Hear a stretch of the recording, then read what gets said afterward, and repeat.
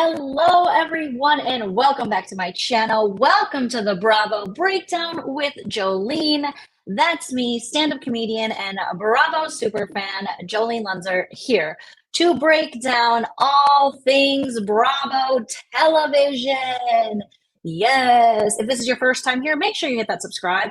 Also, smash the like, you guys. Let's set a like goal for 1,000. Let's just get crazy. Let's see if we can hit 1,000 likes here on YouTube. It helps me so much in that old algorithm. And if you're joining live, please sound off in the chat and let me know all of your thoughts, hopes, and opinions on the things we discuss in the live chat. If you are tuning in later for a replay, let me know in the comments section and sound off. I love hearing from all of you. So this is a channel where I provide commentary and comedy on all things Bravo television in particular. Tonight, that's what we are doing. We also do talk about other television shows and pop culture and things like that. But tonight is going to be Bravo-centric. We take a comedic look at it. I am a very opinionated lady, okay? And so if you are not a fan of opinionated ladies, you might not like me. Okay, but you are welcome to have your opinion in the chat and we can just agree to disagree if that's something that can happen, you know, which I think maybe we can. Otherwise, we could just call each other losers. Because they're losers. Because they're losers. Okay, I got something wrong with my mic. Okay, you guys, let me just check my settings here on my microphone, and it is pulling from my AirPods, so that is why. And it should sound a lot better because I had to get new AirPods because, again, Jolene lost her AirPods. So let me know in the chat that you guys are hearing me better because now we have my nice microphone and not my AirPods. So let me know that you can hear me and we will keep this up. Thank you, Jamie B, so much. So we're here to have some fun. We're going to roast and recap Bravo TV news. And so thank you all for joining me live. I was on vacation and now I'm back and I am ready. So grab your favorite beverage. I have my favorite tropical fruit, Waterloo, with a reusable straw. We're going to crack this baby open because we have some things to discuss. Oops, it's dripping. All right. Also, quick shout out to, and I want to do a more proper thank you and shout out, but a lot of you have sent me so many sweet housewarming gifts from my Amazon wish list, and I appreciate you so much. And some of you have even went above and beyond and sent me things to my P.O. box because I purchased my first home and I am now a month in. Shout out to Realification. I see in the chat, I just got some of her gifts that she sent me, a wide array of gifts. And I am so grateful. And I was so excited to get this mug because it says mother effing homeowner, because my husband and I are homeowners for the first time. We bought a home in California and we love it. And this is my new office and I'm still configuring it and things. And we got our little Palm Springs paper in the back, wallpaper and such. So thank you so much to everyone who has sent me some gifts and well wishes. I appreciate you guys. I can't say how much. I can't express how much I appreciate you because I appreciate you so much because you don't have to do that. And the fact that you guys are like rooting for me and sending me things. And that is just, it's amazing. And so I want to post some pics of some of the things that I have received as well on the community tab. So look for that and maybe do like a little show and tell of some of the great gifts that I have received from quite a few of you guys. And again, if you ever want to send me anything, I'm not saying you have to send me a gift, but let's say you have a business or something or a product and you want me to try it. I do love lip gloss.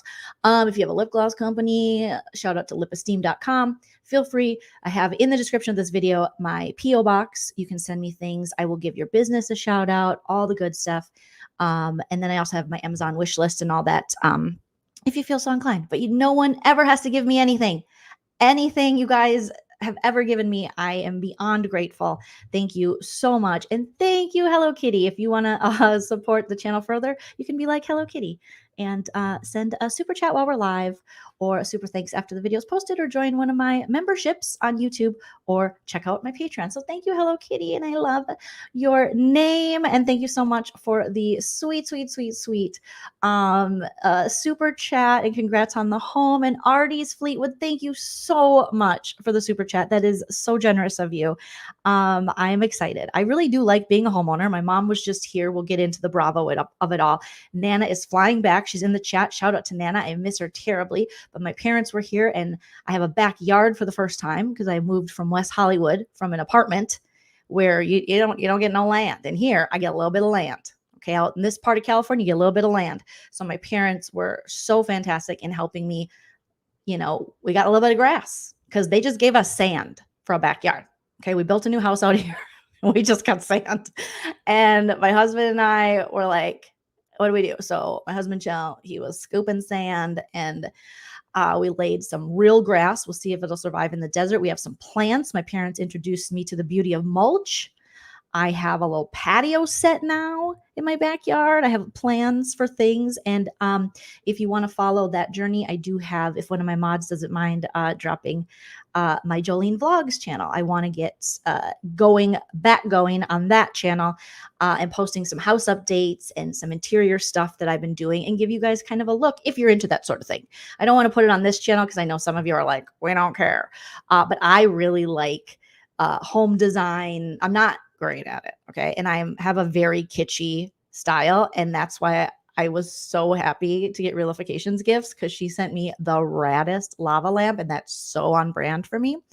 But I'm going to be posting more videos and like vlogs and things like that over on my Joleen Vlogs channel. So thank you guys so much. All right, we got to get into it. So we have so many things going on in the Bravo world. I love all of you beautiful little pumpkin spice babies, and thank you for your generosity and just your well wishes. It means the world. And thank you, Jamie B, for dropping my vlog channel. Feel free to sub up to that, and we'll talk more about home stuff and all that jazz. Okay. So we're still in Scandoval 2.0, and that's what I am calling this Kyle Richards, Mauricio, possible Morgan Wade. Is Kyle in a relationship with Morgan Wade? I feel like Kyle may have just saved this new season of The Real Housewives of Beverly Hills, okay? Because according to Page 6 and multiple outlets, shout out to Evan Real, who is just a rad person over at Page 6, and he is saying that the cameras are back up, okay? So even though, much like Scandoval, even though they were done filming, they were like, we're done. I guess we're just going to roll with Erica Jane still might be into criminal activity. Lisa Rinna's on a break. Garcelle, everyone's favorite Garcelle. Sutton, maybe dating.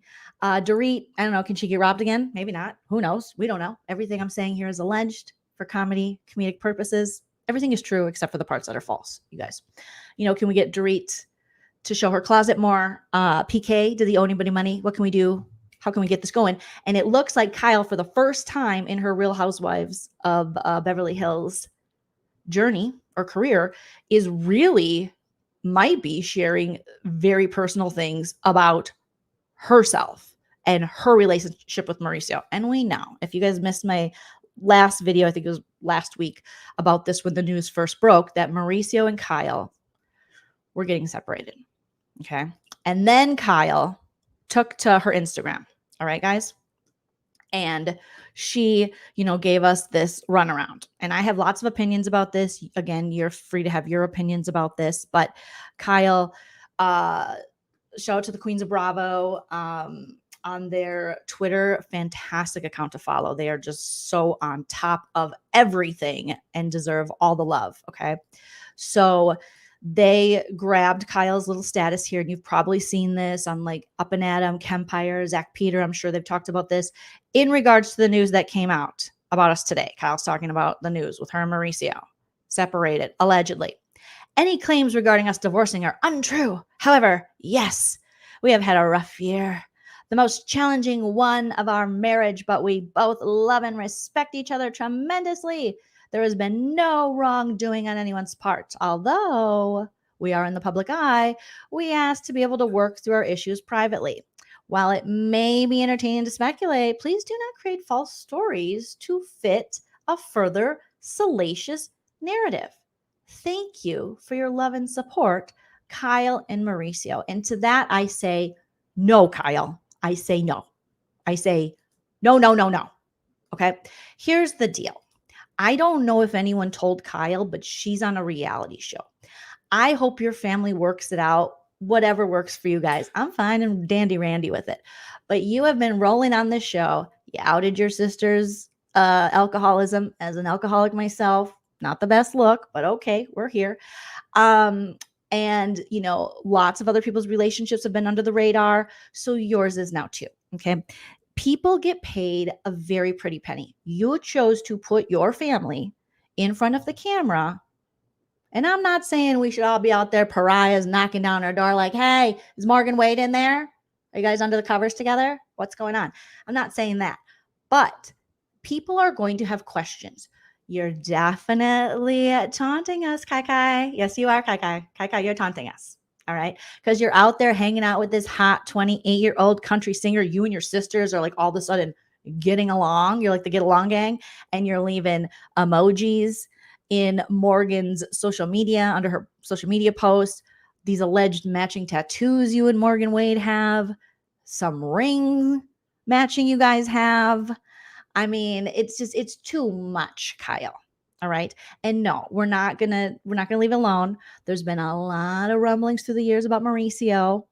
And, has he had, a little on the side? Has he not? I don't know. It wouldn't be the first time in the Bravoverse for this sort of thing to happen. I mean, like Witness is saying, you raised your kids on camera, Kyle. If you were a regular schmegular citizen, I'd be like, hello, hold up. You can't just go to Bonnie's house and knock on her door and be like, yo, Bonnie, are you a late in life lesbian? Bonnie, have you always been bi and now you're just like finally finding love in a country place, in a country square, in a country baby door? Is that what's happening, Bonnie? I would say that would be rude. But when you put your life out on television, Bravo Television, and they pay you very well, and you participate in conversations about other people's lives and other people's marriages, I mean, people are going to talk about yours. It's part of your job now. Okay. But Mauricio and Kyle are very much trying to put on a united front, which I do get for the fact that they have children and they still have Portia and she's still in high school. The rest of their daughters are grown and they're on the agency show, which I am definitely going to watch because this is going to play out. But like I said, it's not only going to play out on the agency show. Cameras are back up, allegedly, for Beverly Hills. So we are going to get to see the Kyle and Mauricio separation. Sure, Kyle. Sure. Here with your little statement. Super cute. Love it. Love it for you, not for me. Don't believe anything because this is reality TV world. But cute that you're saying we're not divorcing. You know what? No, I don't. I've never said you're divorcing. Most people aren't saying you're divorcing. The word on the curb was that you're separating. You're just taking a little breaksy. Okay. You might be trying out country singers and he might be trying out, realtor people. I don't know. I don't know who he tries out. I know there's been lots of stories and speculation in the past, and I don't enjoy speculating on the dissolution of a marriage. But I mean, when you're out there just like basically sitting on laps, sharing rings, getting matching tattoos, losing a bunch of weight, taking gym selfies, I feel like, come on, Kai, you know what you're doing. And it's also a lot of lead up to this new season, which I don't know if a lot of people were excited for the new season of Beverly Hills. I mean, I wasn't. I am very excited now. Knowing that Kai, that's her new name now, we've decided. It's been decided. The council has spoken. Survivor Jeff Probst came in and he said it was cool, guys, that she's Kai. Okay, because if she's hanging out with a 28-year-old and she might be a Meredith Baxter Bernie late in life lesbian, she Kai. She can be Kyle. She's Kai. She's just like, she upped her game. She's vibes. That's what the kids say. Vibes on vibes. Okay. I don't really know what I'm saying, but you know what I'm saying. So, so they are cameras back up, similar to Scandoval. Is this going to be the new normal on Bravo? And I would love to hear what you guys think in the chat. Please sound off and let me know. Should they be quiet about this Kyle Mauricio thing? Or is this what this reality television, these contracts, this television show that it comes with? And should cameras be back up? I 100% think yes. I don't want to watch a whole season of Beverly Hills knowing that Kai and Maurizio as Kim. Oh, God love Kim Richards. Kim Richards calls him, okay, Maurizio, you stole my goddamn house. I don't want to watch a whole season pretending they're married and then they're done filming. And then this news breaks that, like, oh, you mean that rumor back in April where Kyle wasn't wearing her ring and people started speculating was true because now they're allegedly separated? Oh, but through the whole season, maybe we'll get a little bit of talk of that, but they'll just go, that's ridiculous. Because if you remember, Mauricio was on Teddy Mellencamp and Tamara Judge's Unfortunate Podcast, which I say it's an unfortunate podcast because it is an unfortunate podcast. There are times I listen and I will begrudgingly enjoy it. But for the most part, I think where there's Teddy Mellencamp, there's not a lot of fun for me. Do you know what I'm saying? Maybe you guys kind of understand what I'm saying. And get your weed, Donna C. You don't even worry about that. You don't worry about that. You got to get high for some of this Bravo stuff. I swear to God, if I got high, I would be high. I'd be so high right now. Okay.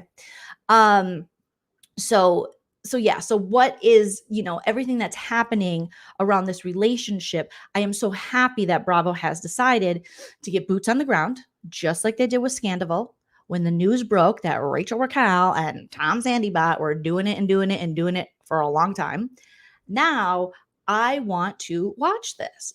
This has been as morbid's probably not the right word, but as distasteful as that may sound, I do. I want to see what's going on. I want to know the haps on the craps.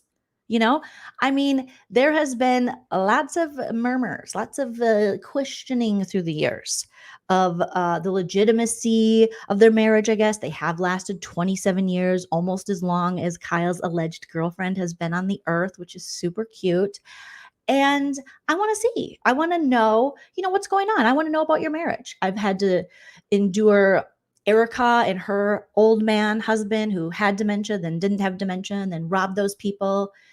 And the Heart of the Ocean earrings she didn't want to give up. I had to endure, Harry Hamlin and his meatballs, even though I do enjoy myself some Harry Hamlin meatballs, as does my mother.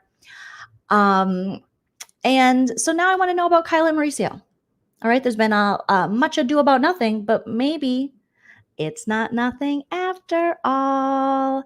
So A Canary, I'm going to read a couple of comments from you guys here. A Canary says, I think it could be fake for ratings. Kyle's a producer. I mean, she's the Giselle. Okay. You get your producers on your Housewives franchises. Giselle Bryant is a prime example of a number one A grade producer. She produces the show, but she does it in a way where her business doesn't have to get out there, where she can just go, oh, yeah, I'm with Jamal Bryant again. Yeah, I'm still driving that mini car with that logo on it. What is it? Versace? Okay, yeah. But let's talk about everybody else. And I feel like Kyle's been really good at that. But now Kyle might have either realized that it's my turn to see what I can see. I got to show my relationship for what it really is because it's my turn. Maybe it's her Broadway moment to really show us about herself. Or it's just so blatant that she can't hide it no more. And the producers are like, Kai. Okay. Because Kim showed a lot. Kim Richards showed us the good, the bad. Kim Richards was with that remember that unfortunate looking man?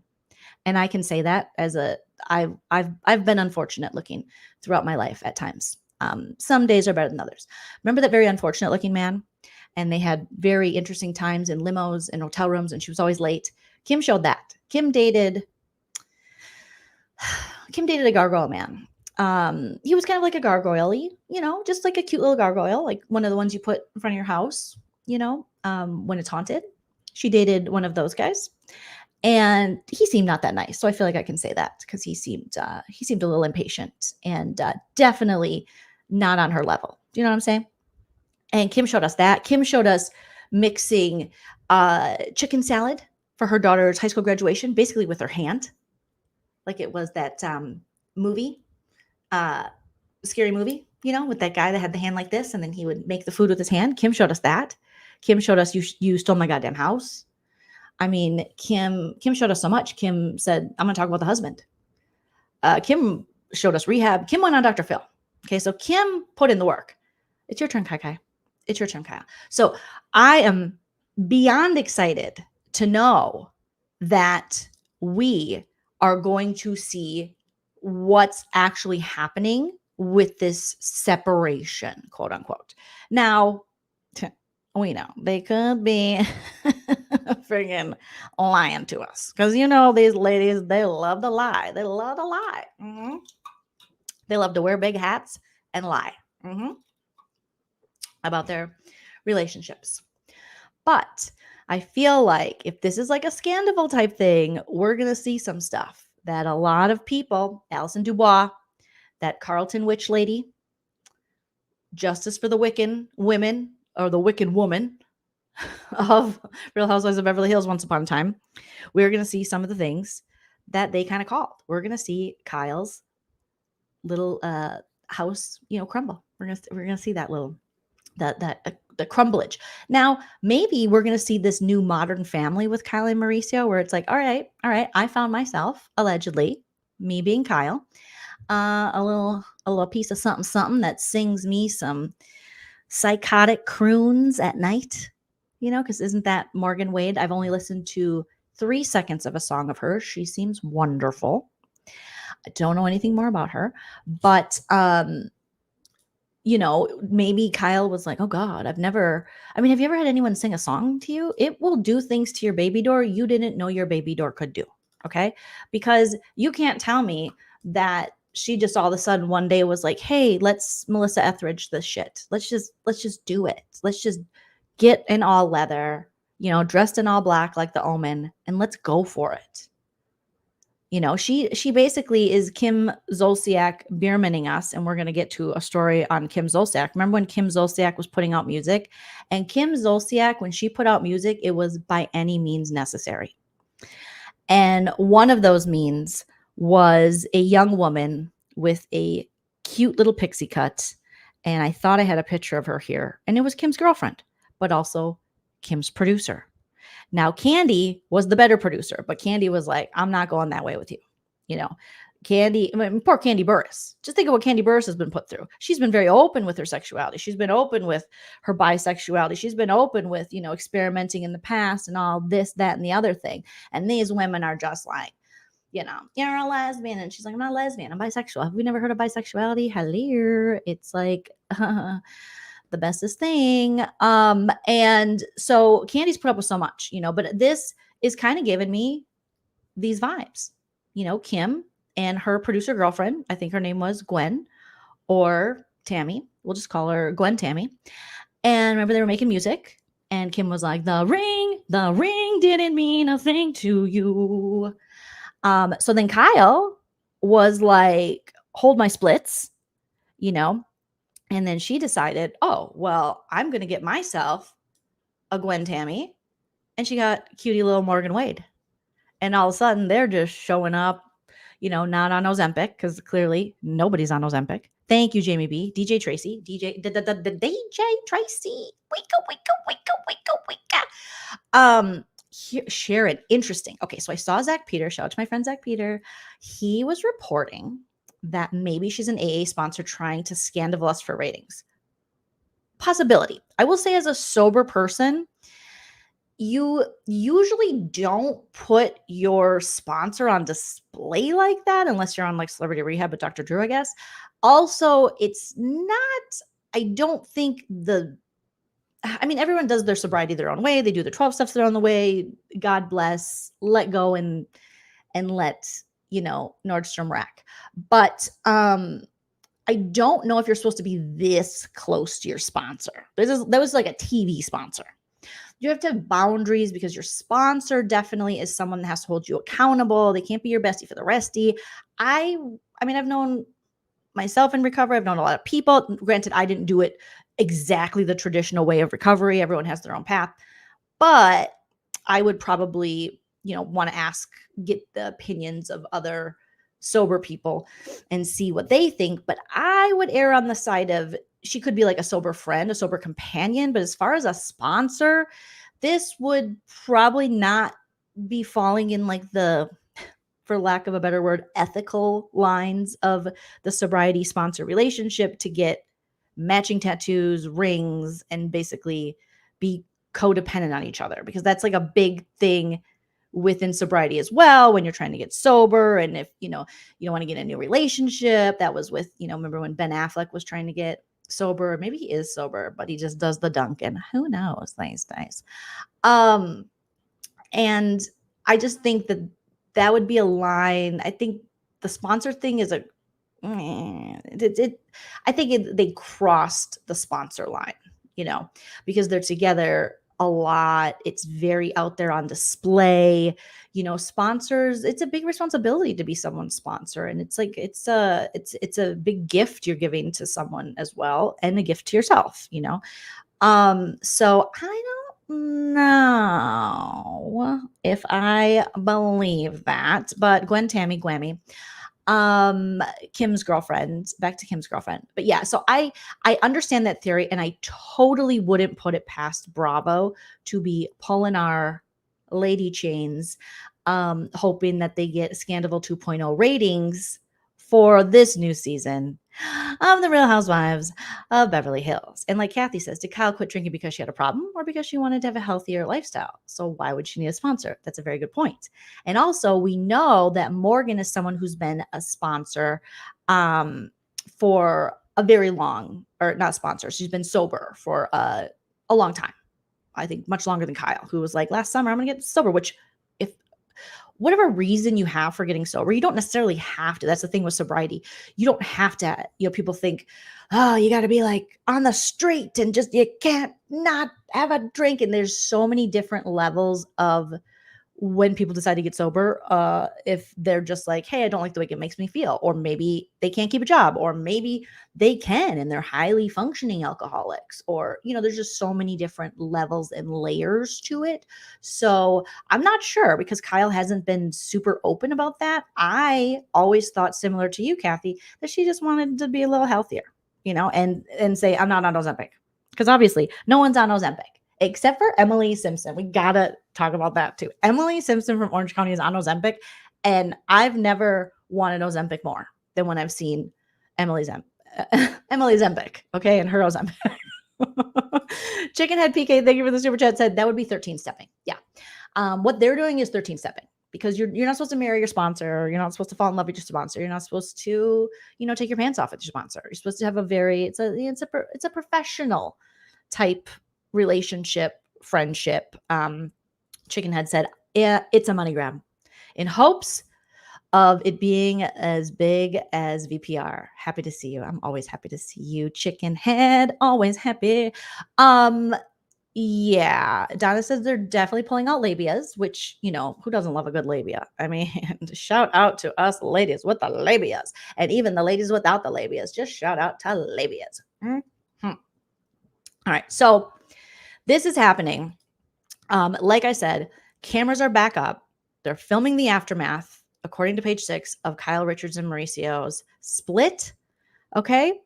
And although filming wrapped months ago, according to page 6, the cameras, they're up. And they really want to catch the couples, the longtime TV couple, their shocking split. So it's a development. Page 6 is saying that rocked the Bravo world. And producers know fans want a glimpse of how Kyle and Mauricio came to this decision. Yeah, we do. And then during Monday's SiriusXM radio, Andy, Andy's always good for a little soundbite, if you will. Andy Cohen teased that Richards and Umansky's current relationship, or lack thereof, would be addressed in the next RHOBH installment. He said, what am I going to say to this? He began to respond to a listener's question. What I will say, Andy Cohen said, is that I think that, Andy, we got to read this again. Andy said, what I will say is that I think that, that you will, oh God, I'm trying to be so kind of, well, no, I don't want to say. Andy, stop. Stop playing coy, Andy. Stop it. You stop that right now, Andy. You tell us, Andy. Okay? We have just let the cocaña stories go for so many years. We don't care. But you be straight up with this. We don't care what you do in your private life, but you be straight up with this, Andy, allegedly. He says he's at a loss for words. No, you're not. Never a loss for words. But he assured fans, I want to say that this will be included next season of Beverly Hills in some way, shape, or form. That's all I'll say. Okay. Cute, Andy. Are we a daddy blogger now, or are we still working for Bravo? Because you can have a separate channel for your daddy blogging. I have a separate channel for my vlogging. Take it to another channel, Andy. This is the messy. This is the Bravo. Okay, you're messy. Be messy. News broke last Monday that Richards, 54, and Umansky, 53, had decided to press pause on their 27-year marriage. The page for 6 and page 4 confirmed the breakup hours before the duo released a joint statement via social media, admitting to a rough year together. And remember, like I said, Mauricio was on 2 T's in a pod, and he was in April being like, oh my God, this is so ridiculous. Kyle just didn't ever ring, and these women capitalized on it. And this story's so irrelevant. It's never irrelevant. Okay? When you're on a show and you have your marriage on that show, any little speculation, rumor, stuff like that, never irrelevant. Liz, yeah, I mean, I have been loving his videos. Andy has been putting out some great daddy content because it's fun to see someone as a newer parent. I myself not a parent, but it's fun to see them kind of navigating parenting and negotiating with toddlers. Very, very, very, very fun to see. Okay. So, in Kyle, she doesn't help the situation, because then we get more pictures of her out and about. Apparently, allegedly, here's what happened. She took her daughter girlfriend, and I'm saying this only because she is the age of Kyle's daughters. And I say this about men, so I want to be fair. When the older men date babies, I call them out and make jokes. I'm going to, make jokes about Kyle, but God bless, you guys are a cute couple.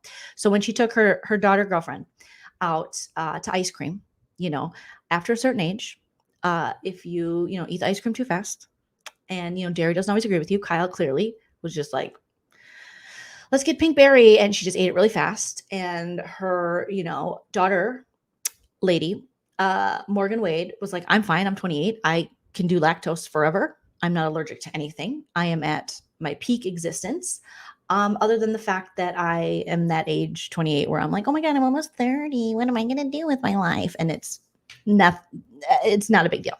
30 is like the new zygote. It's nothing. Okay. When you're looking at 43, staring down 44, you're like, oh God, that's different. It's different. When you're a little more tired and you need an adjustable bed and it has to have vibrations, and you have to be at a certain angle or you'll get a sinus infection, that is an older age. And still, I'm not, in the AARP yet, but I'm headed there. So Kyle, who's, in her 50s, now she got that ice cream headache, went straight to her head. She was like, oh my God, I shouldn't have had dairy. Is it after 4 p.m.? What time is it? I got to check my blood sugar. So she was just really struggling. And this is the part where it's not always fun to date younger people. It always sounds like a good idea. Like, my husband is 4 years younger than me. And that sounds like a great idea because I want to stay young. I want to stay cool. I want to stay hip. This is what they do. I want to stay hip. But then, I was listening years ago to that Kanye song where he is talking about OJ and OJ wore isotoners. And my husband was like, what's isotoners? And I was like, are you kidding me? If it doesn't fit, you must have quit. He was like, what was that? I was like, the glove? The bloody, okay. So that 4 years was just, and now, he's only 39. So he's still running, jumping, and playing. And my back hurts and my ovaries are on fire. And I don't even know where my ovaries are, but I'm pretty sure they're on fire. So I think Kyle, it's great that she got in the best shape of her life, which also is it's a red flag that you definitely are in a new relationship. If you're in your 50s and you're getting in the best shape of your life, you're banging someone new. Someone new is seeing you naked. Okay. Someone new is seeing you naked. Or you did couples therapy, you get fit as a couple. But if only one in the relationship is getting really, really, really fit for the summer, just getting that revenge body, someone else is seeing your areolas. That's just how it works. I didn't make the rules. That's the law of getting fit when you're older. But Kyle looks great. She looks the best she's ever looked. Morgan Wade, her daughter lady, girlfriend, so great. And she had to take Kyle home and they had to take Lactaid and it was a whole thing. But Kyle was like, is this okay to wear, Morgan? It's ripped jeans and tennies and then a hoodie and it has a design on it. Is that cool? And Morgan was like, it's fine. It's fine. I'm just here for the titties. That's what she said allegedly, because Morgan, she's a lady, she's respectful. So we keep seeing them out and about and with each other. And it's just like, wow, this is a lot. This is a lot of us seeing Kyle out with this Morgan Wade person. Now, then there have been people who have been picking up on maybe some past little scenes, because just like Scandoval 2.0 over here, people are going back and watching Beverly Hills. Okay. And I being one of those people, you're looking for clues. You're looking for some clues, if you will. All right. So remember when Teddy came on the scene, Teddy Mellencamp, sucking on chili dog, outside tasty freeze. Remember when she came on and she was like, I'm fun. And we were like, are you? Remember this was Teddy's. Let's just real quick. Let's revisit Teddy's introduction to the Housewives. And we were like, oh, well, this is going to be fun. Teddy said, I'm sorry. No, I'm fine, you guys. You're not fine. Oh, I'm fine, you guys. Come. Now, granted, she was pregnant. A lot of hormones. But she's not pregnant anymore. She wasn't pregnant forever. Last I checked, according to the medical journal, it's 9 months, maybe a little longer, maybe a little shorter, So Teddy came on the scene just crying, just bangs in the front, crying. And we liked her at first. We were like, hey, Teddy, you're okay. Because Erica was kind of being a jerk to her. We're like, Erica, lay off, Erica. And you're making us root for the underdog. And then we realized, oh no, Teddy's kind of a follower. And by kind of, I mean up Kyle's anus, if we can say that and not get demonetized, up her in her river dancing rear area. So it was just like, it got to be too much. And we were like, you have to go, Teddy. Then Teddy came back and went on Celebrity Big Brother. And I will say, I wasn't hating Teddy on Celebrity Big Brother. So there might be a space for Teddy in reality TV, just not as a housewife. It's never going to work. Edwin has to work on the whatever, he's got those security systems. Just keep that going. Seems like you got a lot of money, got a rich daddy, sucking on chili dog, outside tasty freeze, John Cougar and all of that. So then I was looking at the tweeter, and because apparently that's still a thing. Okay. Hi, Lexi. Good to see you. And I saw people posting this clip, and I thought, well, this is interesting because Erica, while Teddy was on the show, was questioning Kyle and Teddy's relationship and that it was different from her relationship with the other women. And I thought, wow, okay. So let's just hear what Erica, again, it's Erica. So some things you have to go, oh, but she did want to keep those earrings that technically didn't belong to her and might have come from blood money from victims of horrible accidents. But okay. But let's just hear it. Let's hear her out. Honey, I've been very honest about how I think your relationship with her is different than everyone else. Right. And I have but that's not weird. That's not weird. The relationship is strange. You guys Why have is that weird? Now, so we hear Erica and she's saying, honey, I've been very honest with you about how this relationship is different. Okay. Honey, I don't know. And you too, I don't know, strange. My question, I'll have to go back and watch that whole episode, is why did Kyle get so emotional about it? And in my infinite wisdom, I would say, maybe a cuddle party started with Teddy and Kyle. Who knows? Because if we kind of take a look, let's say we're just speculating, we're having fun, everything's alleged, it's not a big deal. Love is love. Everybody's a little gay. It's so good. We're so good. Okay. If we're going to look at someone like Morgan Wade and Kyle, it is interesting how much Morgan at times resembles a Teddy, a little bit of Teddy. Teddy's a beautiful woman.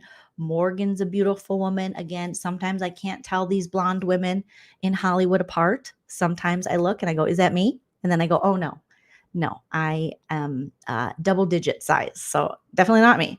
But if you look here, I can't always tell the white blonde women apart. It's part of my inner racism. There's nothing I can do about it. Okay. And then you look at let's try to find Kyle most recently going out on the town with old Teddy Mellencamp, and they were just sucking on each other dough outside Stacy Freeze. Okay.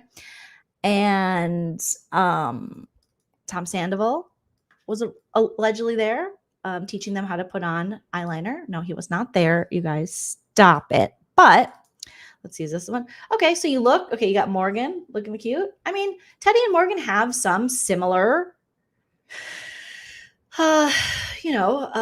looks in a way, because, the woman in the back seat looks very different. Looks like a lovely woman. Looks a little more like me, like a regular lady, but then you get Teddy. She's got a little lip filler, got a little nose like the Morgan. Let me just drop this down and see if we can pull up. Let's see, where's another, well, that's a bad picture of Morgan to compare it to. Let me open a different one. Okay, let's get one with Kim. I mean,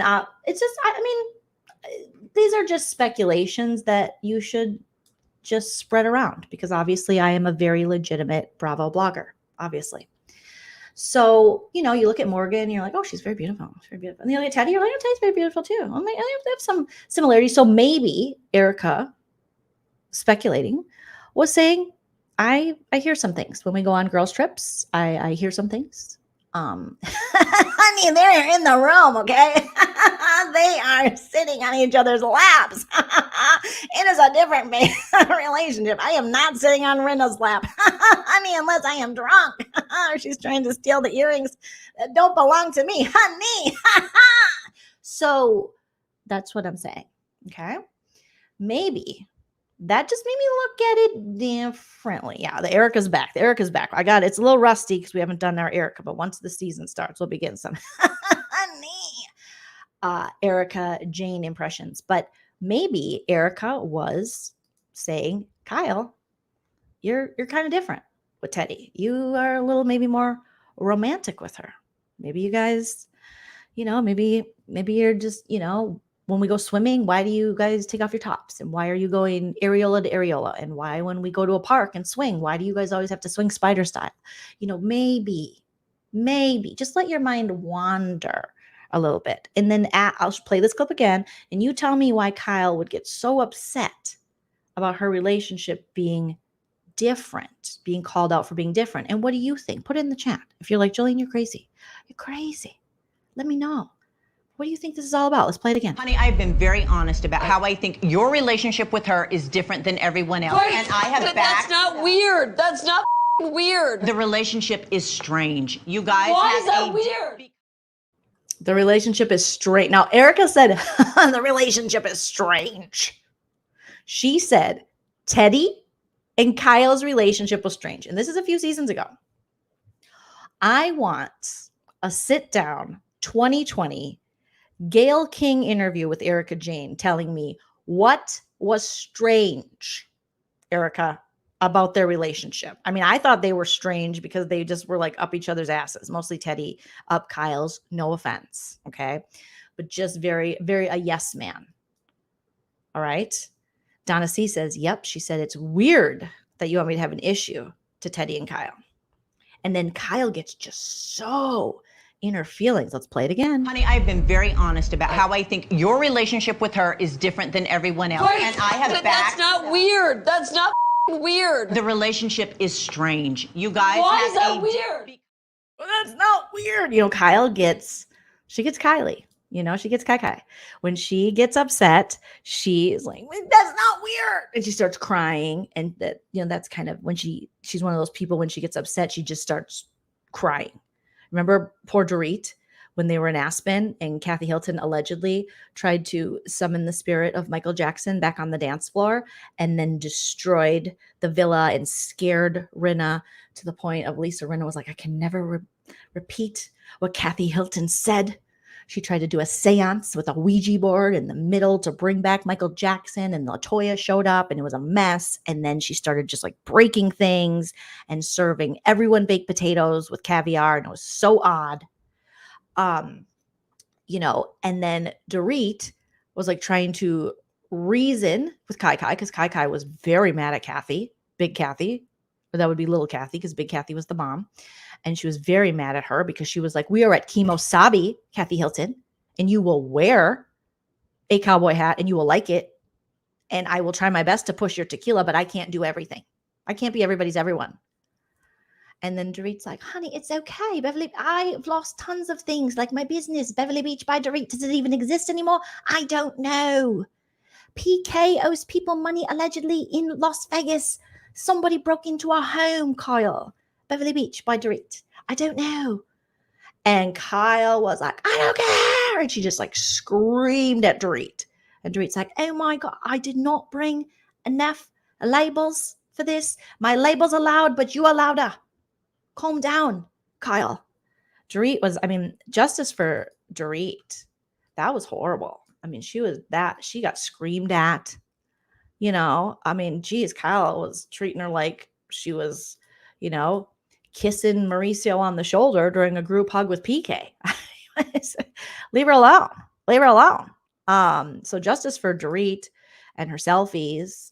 She was literally treating her like she treated this woman. What are you doing? Get off my husband, you idiot. Get off my husband. Get off my husband. Get off my husband, you idiot. You idiot. Thanks a lot, Rachel. Thanks a lot. To text me, I don't even know what to say. I'm sorry. And I said, off, you f***ing rat. And I blocked her. Thanks a lot, Rachel. Thanks a lot. Thanks a lot, Rachel. Thanks a lot. And again, there was quite a bit of, speculation again, because that's all we can do because no one wants to tell us anything. And they want to just treat us like we're children and say, we don't know what's going on yet. We're a united front. We're all in Aspen together for the 4th of July. And so all we can do is speculate. But there was some speculation that maybe Miss Dorit, Beverly Beach by Dorit, would be happy that, Kai, maybe not happy, but be, maybe a little excited that, they were kind of maybe on the outs, her and Mauricio, because we all remember, I'm trying to find the little clip here and we got it and we found it and we will play it of when after the big break-in, which, do we have any, did we get any suspects, those guys that broke the doors? And it was like so dramatic last season. Dorit got robbed allegedly. And then, PK came back from the UK because he was like, okay, George Michael is allegedly done. I can come home now. And so he came back and he came over to Kyle's house and Dorit was in. When people are like, they think Dorit faked the robbery, I'm like, no way. Did you see the sweatsuit she was in? That is I just got robbed and I'm mourning that. And it was super scary sweatsuit. She had a low ponytail on. She sold it to me, but I do know that there are some naysayers out there, but I don't know. That she was, just in that, there was not a name brand on the sweatsuit. It could have been Champion. It could have been Costco brand. Okay. And, she just got done, like sucking down not sucking down Jelly Dog, sucking down maybe like Marble Light 100 out there. And just, I mean, she looked upset. She looked upset. And then Mauricio comes in, her husband comes all the way, May from the UK, but yet Dorit kisses Mauricio's shoulder. Let's take a look. She lost her weight. You made it home. I thought she lost her weight.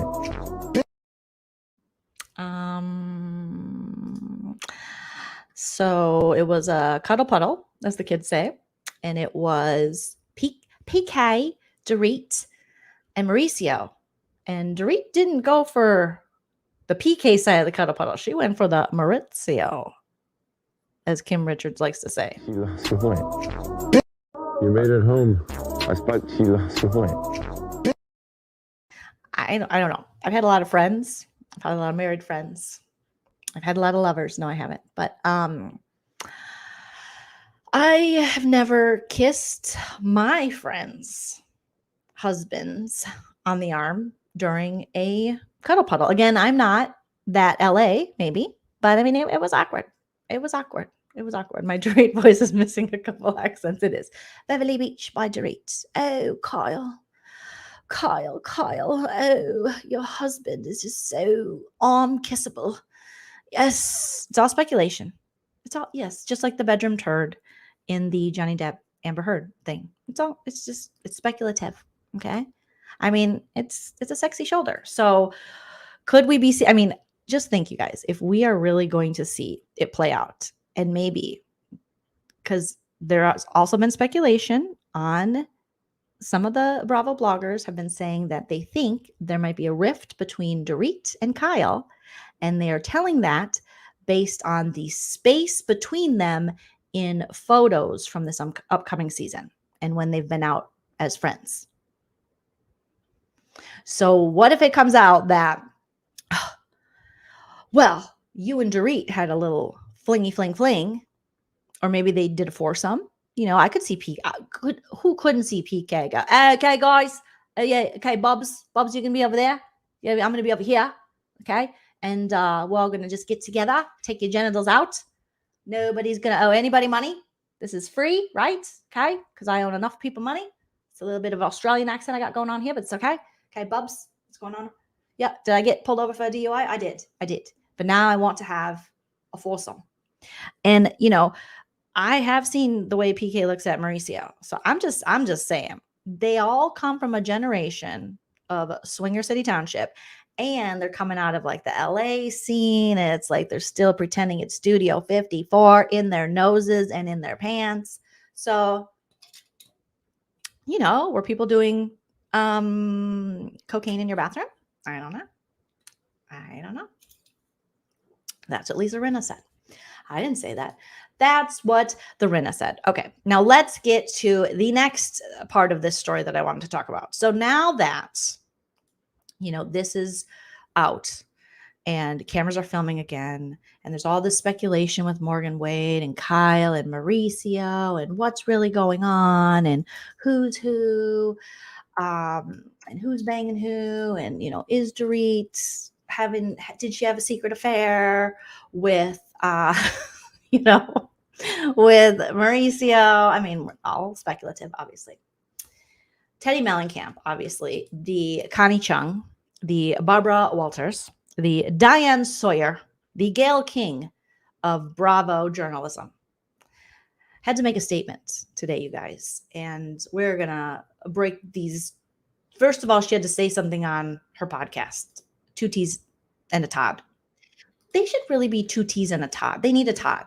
They need a funny gay guy to really bring this show up. They need a Todd. Everybody needs a Todd. Okay. Just like someone who knows a lot about Bravo, on point. Don't wear that. Don't say that. Be less boring. Chip her up, ladies. Pull your tits up. They need a Todd. So it should be two T's and a Todd. Should be their podcast. But again, I can only do PR work for so many people. They don't want me to do their PR work. So Teddy, in her, she's a very professional journalist.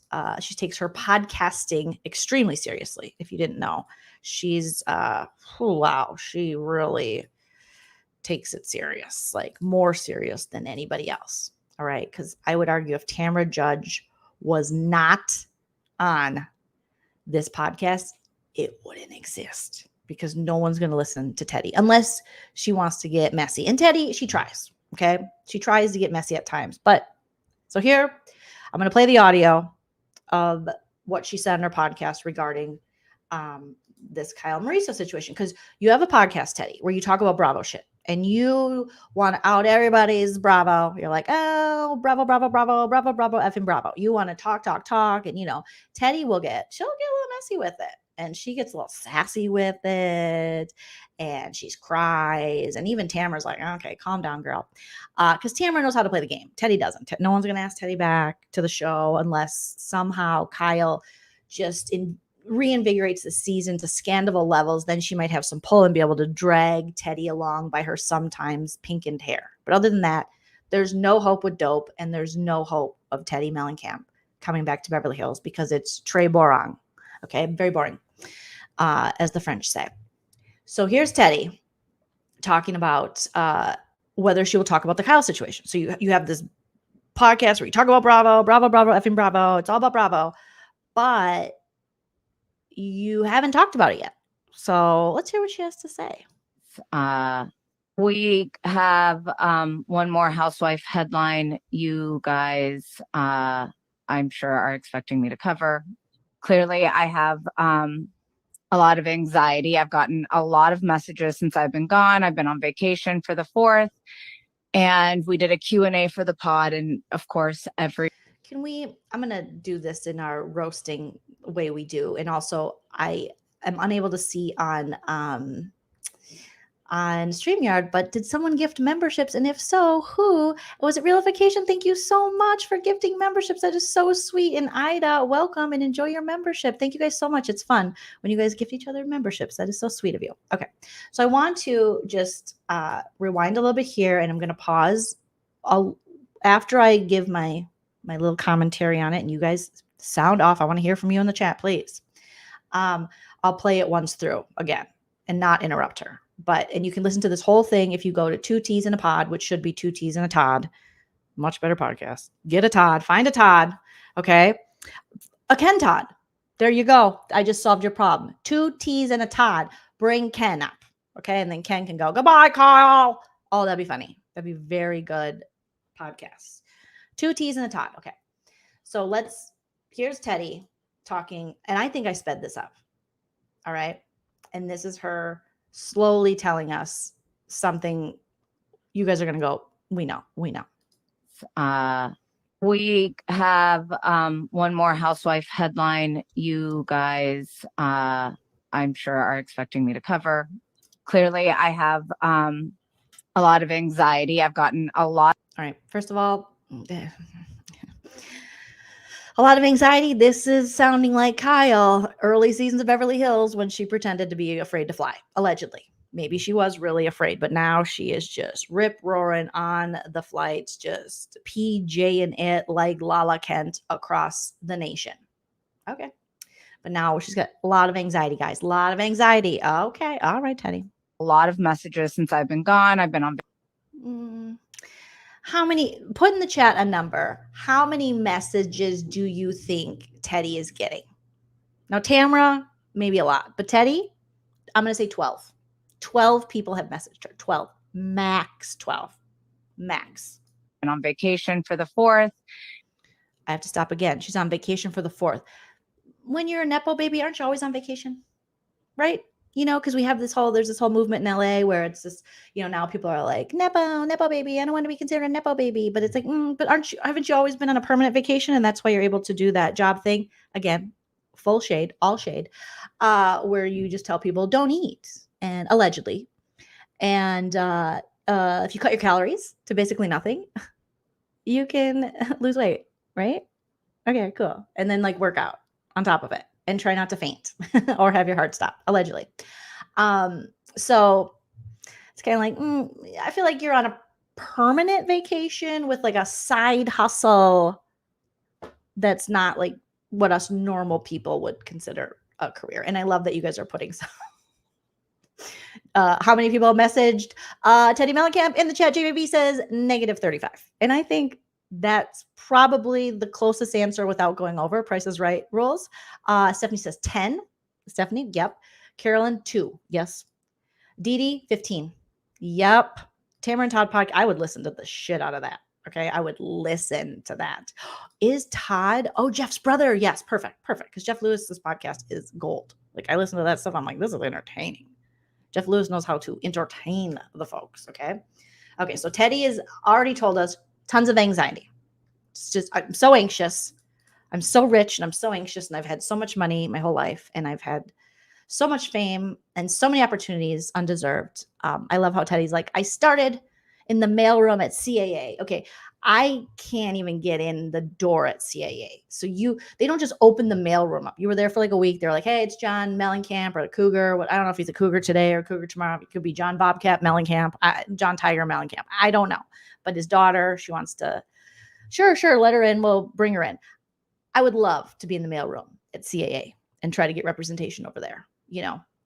And Teddy was just like, she was like, but I worked from the bottom up. No. Even the door, the gatekeeper, there were no gatekeepers because your dad is John Bobcat Gold, whatever his name is, Cougar Mellencamp. And he was sucking on a chili dog outside Tasty Freeze. Okay. So she's already like, And yeah, who gets anxiety over their possible friend's divorce? Weird.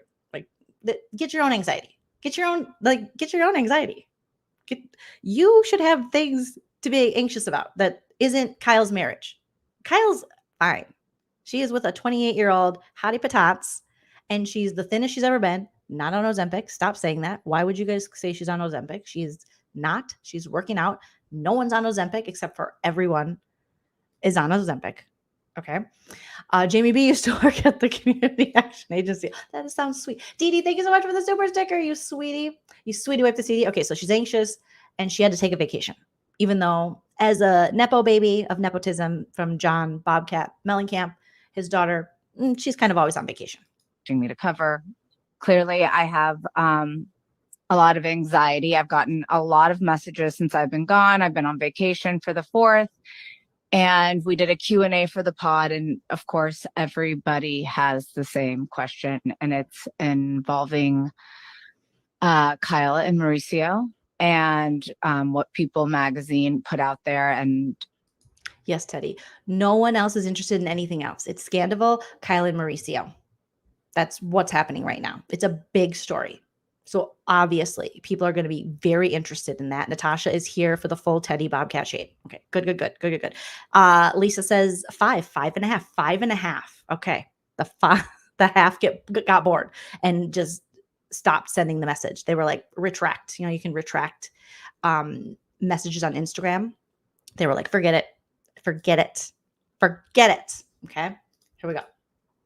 I just wanted to say that we came up with the decision. Who's we? Is it 2 T's in the pot? Is it 2 T's in the tot? Was it Todd?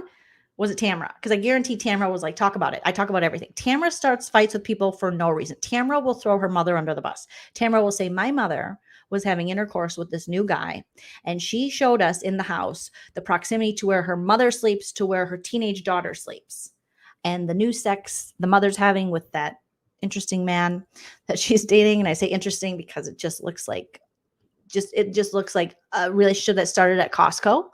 You know, it started in the taste tester aisle, and then it was consummated in the restroom. That's what God bless. Tamara's mom looks amazing, but the way they talk about it, it looks like, you know, they met. Because, you know, as you get older, I think it's, you know, you're like, I only got so much time on this earth. Let's get it started. Let's get it started in here. All right. It becomes very much like the Black Eyed Peas. You just want to get it fast, you know, let's get it started. Let's get it started in here. And they were like, Costco, bathroom, let's do it. So Tamara will throw anyone under the bus. Do you see what Tamara did to Shannon this season? I mean, Tamara was like, Shannon, I hate you. And Shannon's like, I know there's lots of reasons to hate me, but what was the reason? And she was like, you weren't there for me. My ex-husband got the C word. A dog died. The gym that everyone knew would close one day closed. And I hate you. And you're stupid. And I'm just going to get drunk and say the most awful things about you. So Tamara will throw anyone under the bus. So I guarantee Tamara was like, you got to talk about it. And she was like, I can't. I have so much anxiety. We came up with the decision, myself, Tamara, iHeart, my producers, that everybody has their boundaries, and this is mine. I'm sorry. I have to go. This has been a wonderful breakdown. Everyone has their bound. Teddy, stop it. Stop it, Teddy. Stop it. Stop it, Teddy. Save the boundaries for things that matter and the Gen Z babies. Okay. This is not a boundary. You have crossed so many boundaries. You are very dramatic. This is so dramatic, Teddy. Teddy, Cougar, Bobcat, Mellencamp. This is so dramatic. This is my boundary. Teddy, remember when you had Kyle on when she was fighting with her sister and you were all team anti-Kathy Hilton? You were just ready to like drag Kathy and drag everybody else. But now there's just this boundary that you can't even like talk about it. There is a way that you can talk about it in a tasteful manner that's still respectful to your friend. And also, we get it that you don't want to talk about your friend's marriage or the possible disillusion of it or the possible, separation or whatever the hell's going on. And possibly that, your friend is in love with Morgan Wade, allegedly. We get it. But you're doing the most, Teds. Okay, let's listen to this again. This is so ridiculous, you guys. She's such a Nepo baby. Like, this is important to her. Like, you guys, this is my boundary. I respect my boundary. She's like Cartman from South Park. Respect my authority. Respect her boundaries. That everybody has their boundaries, and this is mine. Kyle and Mauricio, and this is why you can't be on the Housewives, because this is so annoying and it's so easy to drag you and it's so easy to roast you. And that's why Erica Jane just had a field day with you and they had to treat you with kid gloves. Like, they just had to be because it was just so fragile. And it's fragile for nothing. It's not even about you. It's about Mauricio and Kyle. And there's been stories for years, way before you came along. Lisa Vanderpump was like throwing paparazzi magazines, Us Weeklies, in Brandi Glanville's drunk lap and saying, hey, bring this to the trip. Show everybody. So let's calm it down a little bit. I mean, this is wow. I mean, like Stephanie's saying, shut up, Teddy. Like, that is what we all think, Teddy. When you act like this, you can't all of a sudden be like, you know what? I respect my friends. And my friends' relationships and my friends, but I'm going to talk about everybody else and drag them for filth. No, Teddy, no. Chickenhead, thank you so much for the super chat. What's split? It lasted all of 20 hours. I've had a hangover lasting longer than their breakup, right? They're together. They're separated, but they're enjoying other genitals. Who hasn't done that after 27 years of marriage? I mean, that is Hollywood, and God bless. Okay. So again, listen to Teddy, be very emo, Teddy. Get to a hot topic and get yourself dressed in all black. Again, she's going to need that wardrobe like Rachel Raquel and Tom Sandy Butt. That everybody has their boundaries, and this is mine. Kyle and Mauricio and their kids are like my family. I love them so much. I understand exactly what my job is here on this podcast, and it's to go down all the rabbit holes. And I think 99% of the time, that's quite easy for me because it's people I don't know. And I'm watching and I'm researching and I'm learning. And, if things come down the line where you're actually watching something play out on television, then yes, of course I can recap it. But at this point where we don't know everything, I have decided that I'm going to bow out from this conversation. Just say you don't want to talk about it because Kyle's going to get mad at you, and you don't want Kyle to get mad at you because she's your best friend, and you don't like that. You want approval. You're a yes person. You don't like, oh, you can't deal with conflict like that. I can't. I'll get a panic attack. So just say that. To say all these like boundaries and their family. Girl, you known her for like 4 years. 4 years. 4 years does not a family make. Okay. I'm sorry. You see how Kyle is with her own family? Do you know, like, Kyle, it'll be okay. Her sisters have outed her. She's outed her sisters. I mean, this is way more. This is a lot. That was too much, Teddy. Shut up. It was way too much. Like, it is so freaking. All All right, let's listen to it in its entirety just because we're all masochists and we have to hear Teddy just bore us to death with a lot of word salad about how it's like family to me. Okay, here we go. Here we go. We have one more housewife headline you guys, I'm sure, are expecting me to cover.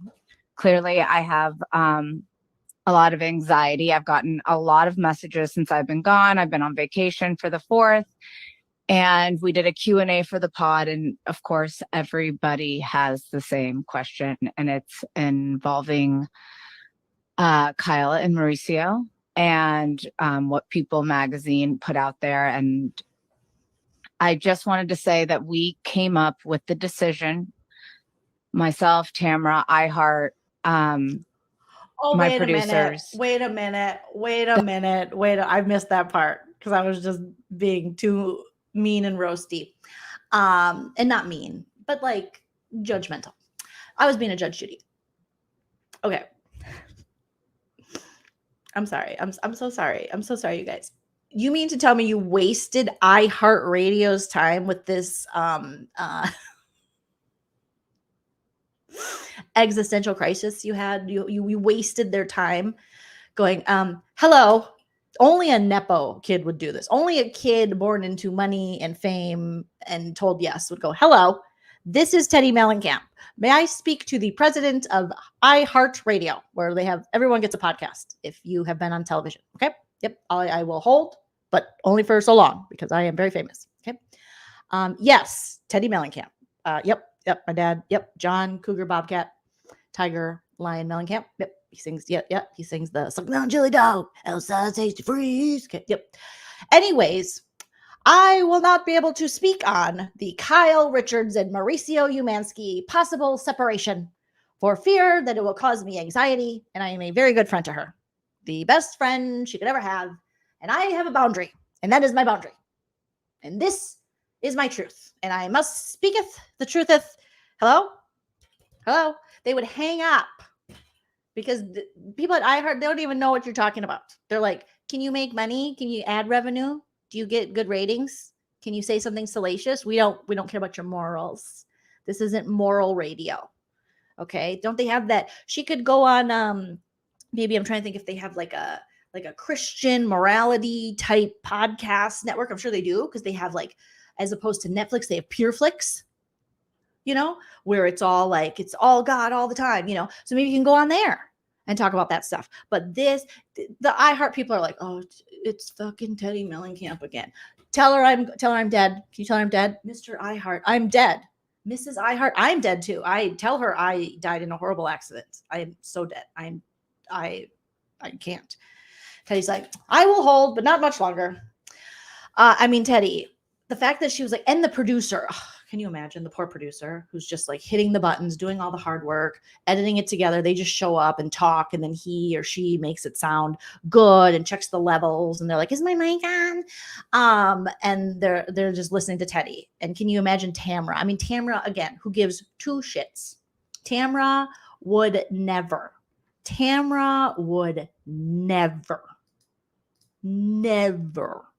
care about this.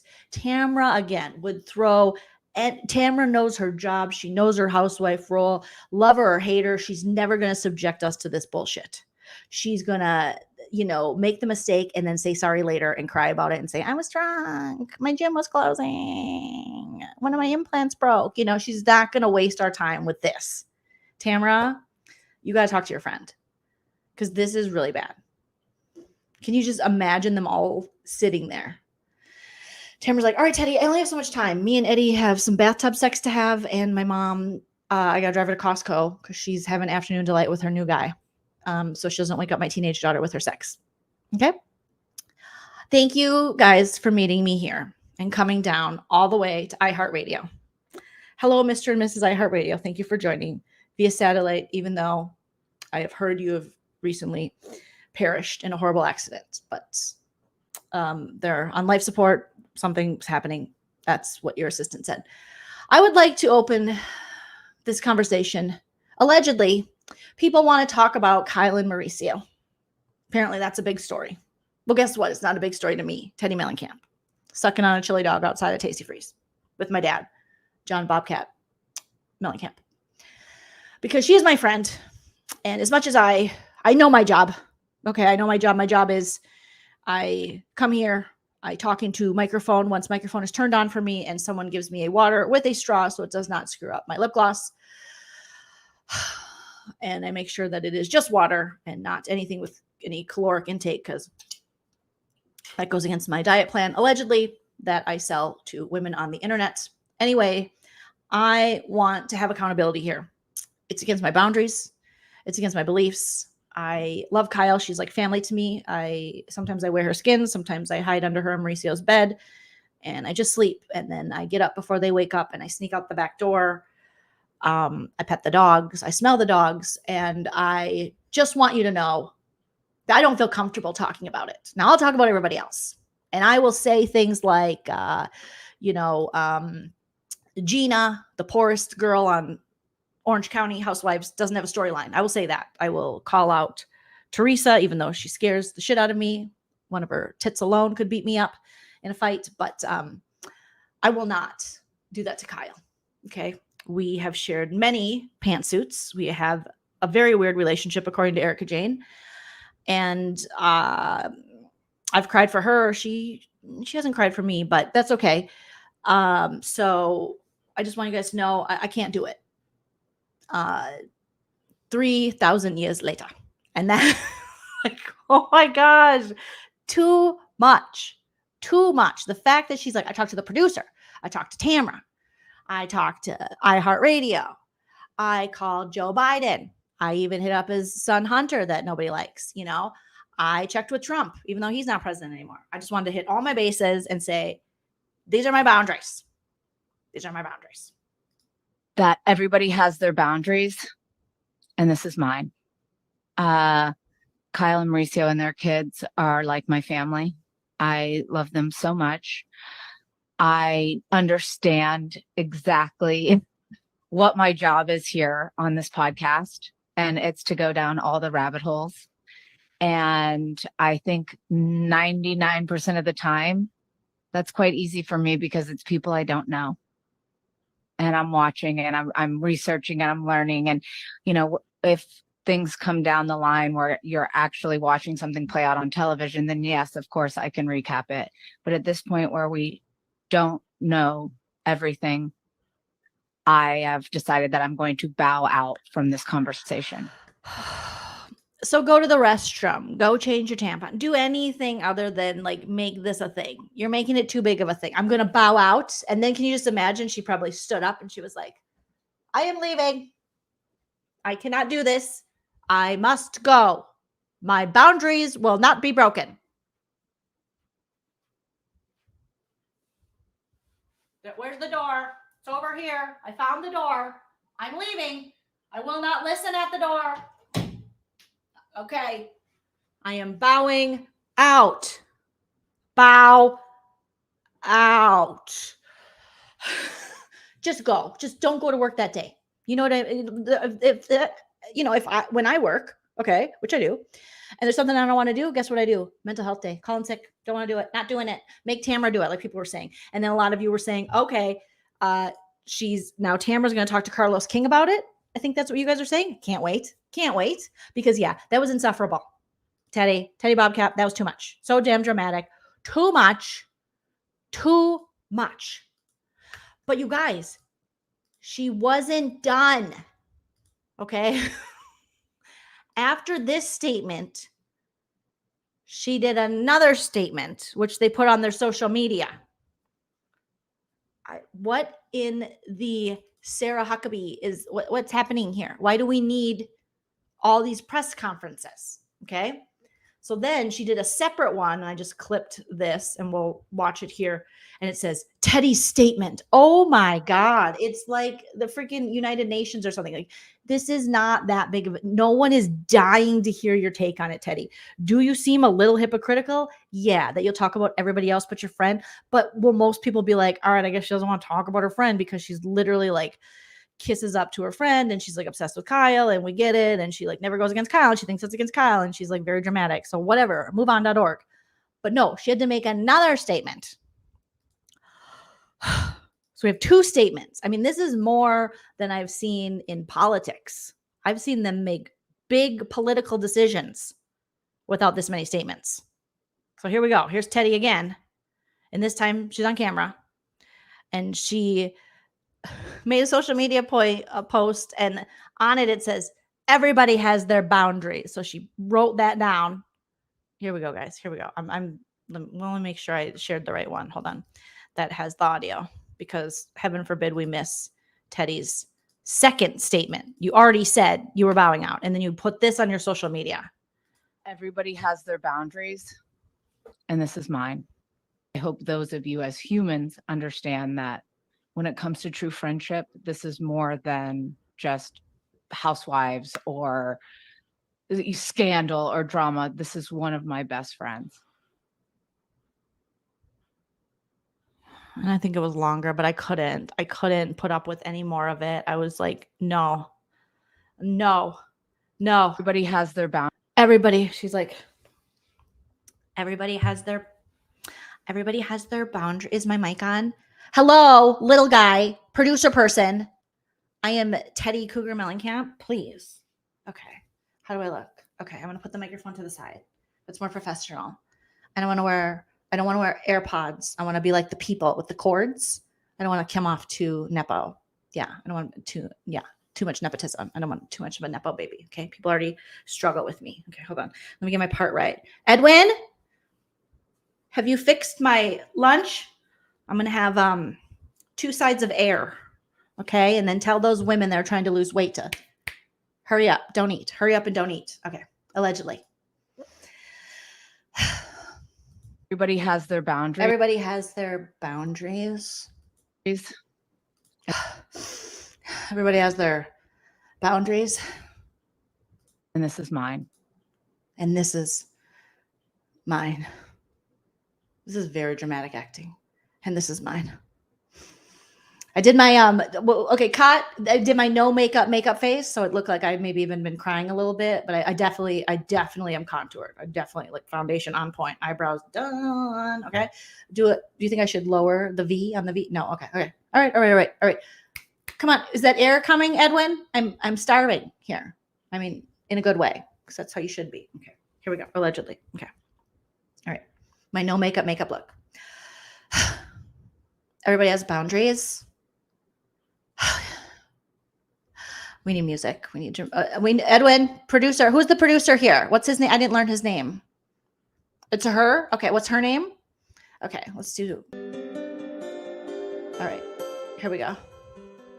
Dramatic. All right. Everybody has their boundaries. Everybody.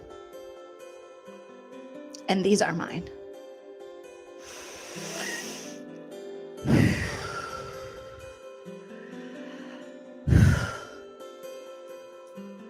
I hope those of you as humans understand that when it comes to true friendship, this is more than just housewives or scandal or drama.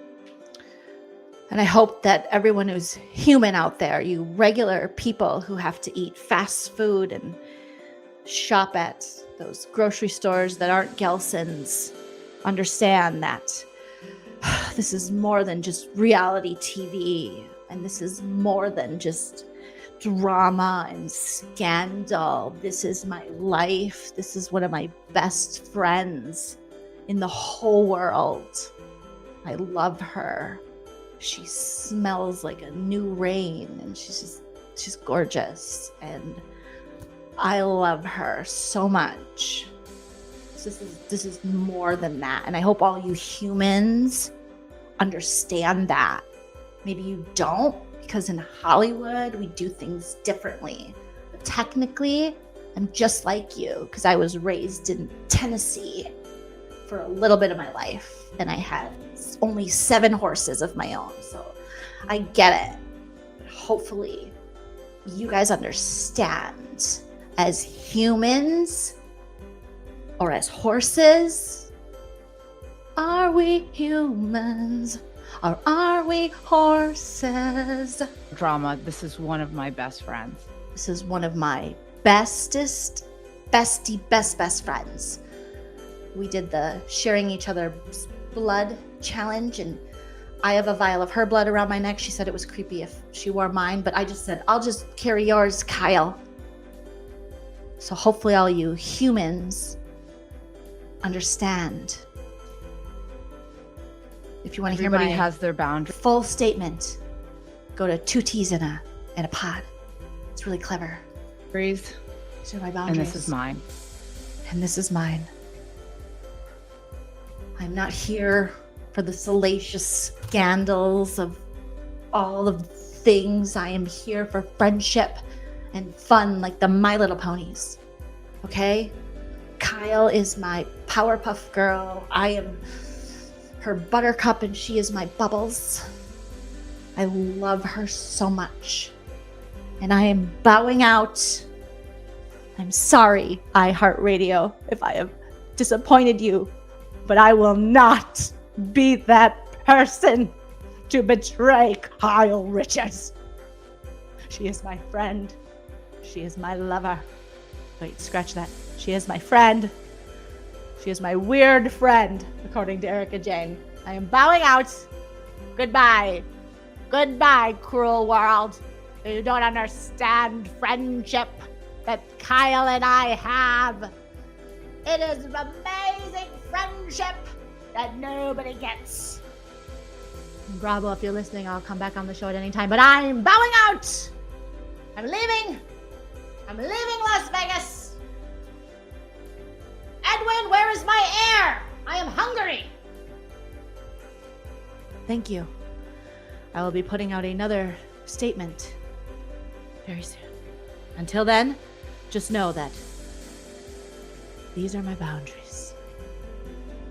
And I will not stop until everybody understands my boundaries.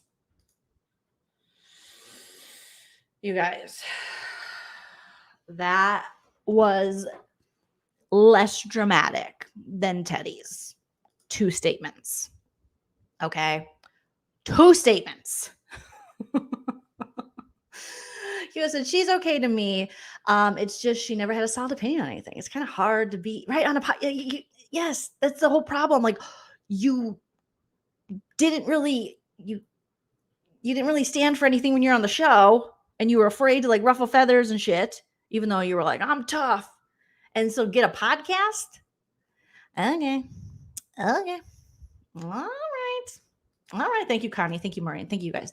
Appreciate you all so much.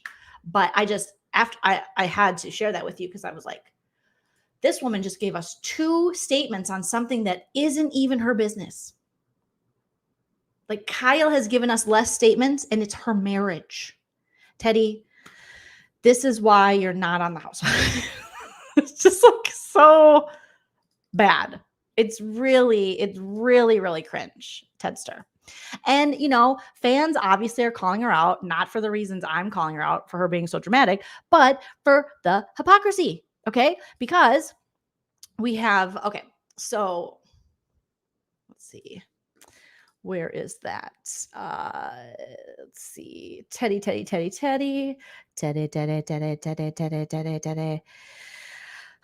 The fact that she just got done, the whole podcast is about calling people out and, saying things about people, except for if you can do a perfect split and you have no shame, just splitting everywhere, then Teddy's like, not you, Kai, not you. So if you are this woman, Teddy's like, you're fine. You don't gotta. I'm not gonna talk about you. It's not fair. Why should Kyle have to talk? Why should I talk about her marriage? Why should I? Thank you, Dee Dee. Thank you so much. It's like wah wah wah. Leslie, you are so kind. But people are, saying, hey, it's hypocritical of you to comment on every other housewife, but when it comes to Kyle and big news happening in Beverly Hills around Kyle, you refuse. And you make it like a big thing. So here is a shout out to Soulwell Publishing Group on Twitter. Fire her. Teddy Mellencamp angers fans for refusing to talk about Kyle Richards and Mauricio Umansky's separation. Teddy Mellencamp talks about everyone else, but won't discuss Kyle and Mauricio. And here's my thing. I don't even want her to. What the frick could she say? Do you know what I mean? Who cares? Bring a book, baby. I don't even, Let Tamara do it. Just like you guys were saying in the chat. No one's like, I can't wait for Teddy's hot take on this. No, Teddy's going to be up Kyle's ass. And we know that. So we're not even expecting it. I mean, Teddy lets Kyle leave the house in this hat. So Teddy, she's not critically thinking, it's yeah, I want to hear Erica talk about it. Give me Lisa Rinna, give me Lisa Vanderpump, give me everybody else talking about this. Teddy, take another week off, go back on vacation, the perpetual vacation you allegedly might always be on, and then get Tamara, 2 T's in a pod with Todd, two T's in a Todd, and get Ken Todd on there and see what Ken Todd thinks. I would love to hear what he thinks about this whole situation. Lisa Vanderpump, Erica, Sutton, Garcelle, ask around, see what's going on. All right? I mean, come on. Where no one is waiting. Joleen could just sit there and be more interested than Teddy. Poor Teddy. But I mean, seriously, it's and she really thought people were like, I need to put this statement out. I need to put these statements out. And I need to do it now. And I need to do it fast. And I need to do it hard. And I need to make it hard for everyone else. And I need to be insufferable. Okay. Teddy, your friend is going around town with this woman nonstop, everywhere, all over the place. All right. It's fine. You just say, I don't want to talk about it. And then stay at home, do your little girls' nights, eat your air meals, and we're okay. We're good. Let Kim Richards would say more. Allegedly, Kathy Hilton on her live even said stuff about their relationship. So it's stop.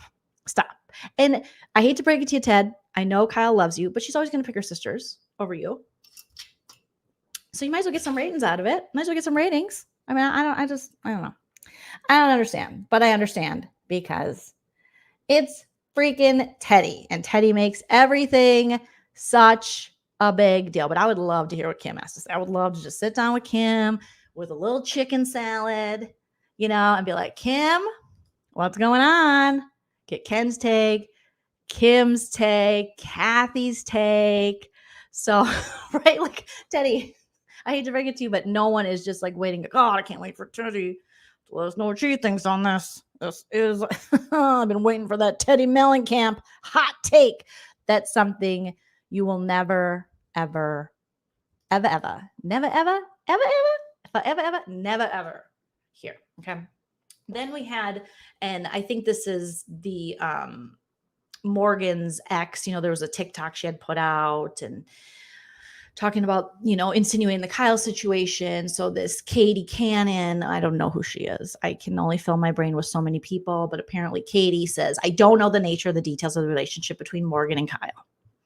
The specifics of the past relationship that I had with Morgan are irrelevant at this time. Apparently now they're irrelevant.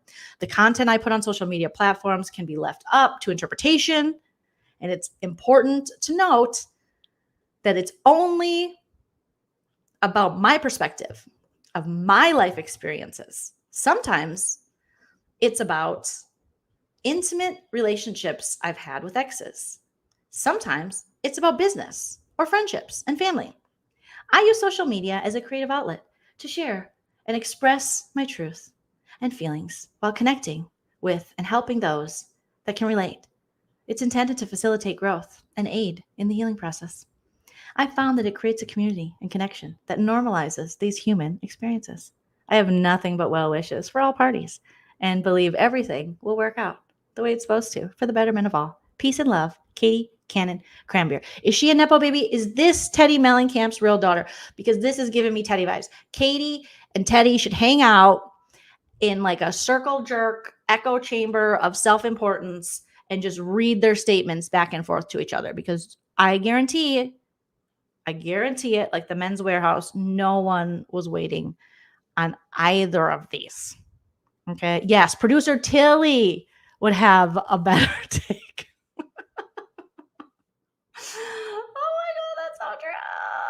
know. So it's just like, calm down. Calm down, Teddy. Calm down, Katie. All right. And Rodolfo says, well, what if both Kyle and Mauricio are trying to distract from something major they have?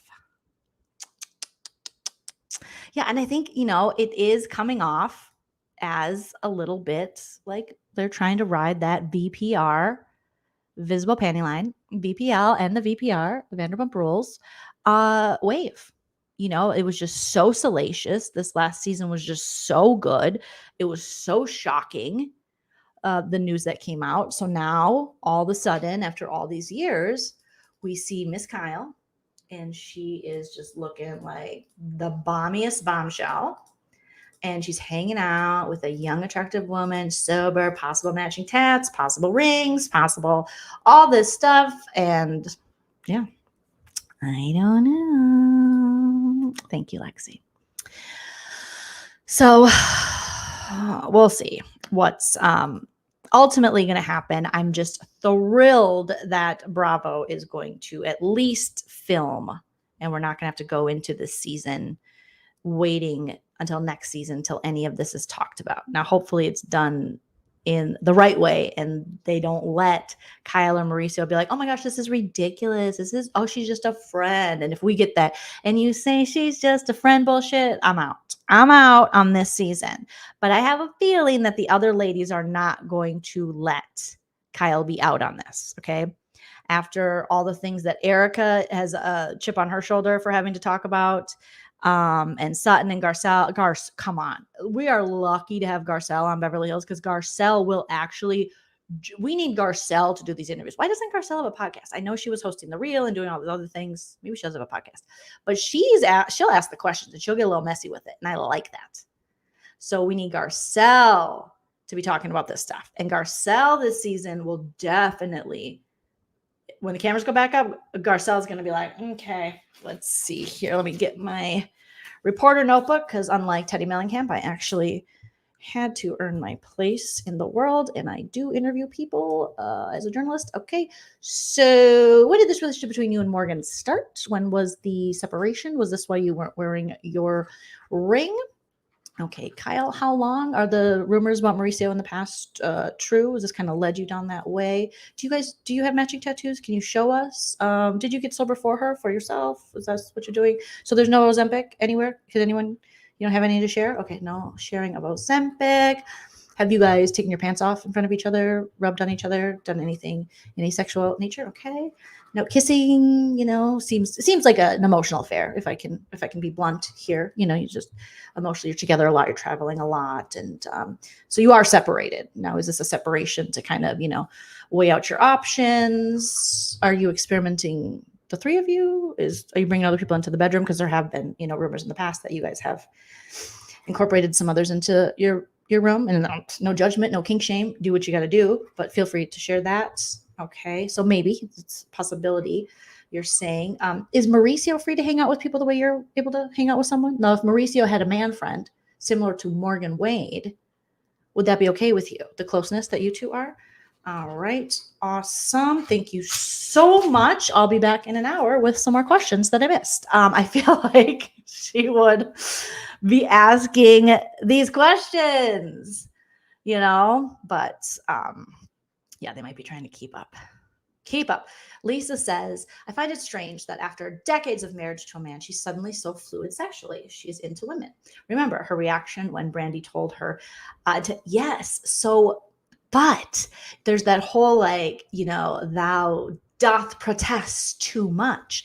And what we saw in this clip of Erica kind of saying that her relationship, if you go back and watch, with Teddy was weird. We saw Kyle get very emotional about it. And you have to remember, I think for Gen X women, even for, for women in any generation, but Gen X women, boomer women, I think it just wasn't as, accepted. So maybe you get to a point in your life and you're like, you know what, I'm going to be who I am. I'm going to be free to be me. So there is definitely a possibility that Kyle could be bi. She could be. I mean, there's so many things. She could also just be fluid. She could also be pan.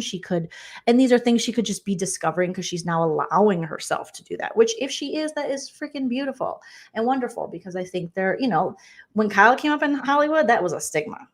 I mean, talk to Paula Poundstone about that. Comedian Paula Poundstone, shout out to her. When they found out women were, lesbians, bisexuals, I mean, there was, campaigns they would do against women in entertainment, basically likening them to predators. And the same thing with men, with gay men, obviously. So I think for Kyle's generation, I wouldn't rule that out, that Kyle could have always just felt this way and never felt comfortable expressing it, and just never met someone that, kind of brought that freedom out in her. So, they were relentless to Paula Poundstone, justice for Paula Poundstone. So it could be, and I mean, I don't know. But again, there's so much speculation. There's not a lot to talk about it. Bravo's not going to let them talk because they're going to want to get this on camera, similar to how they were with Vanderpump Rules toward the end. They were like, don't talk to any press. And they would let eventually the VPR cast go on their own podcast because they all had podcasts, but they really weren't okay with them speaking to other outlets unless they were making, buku Skrilla, so yes. All right.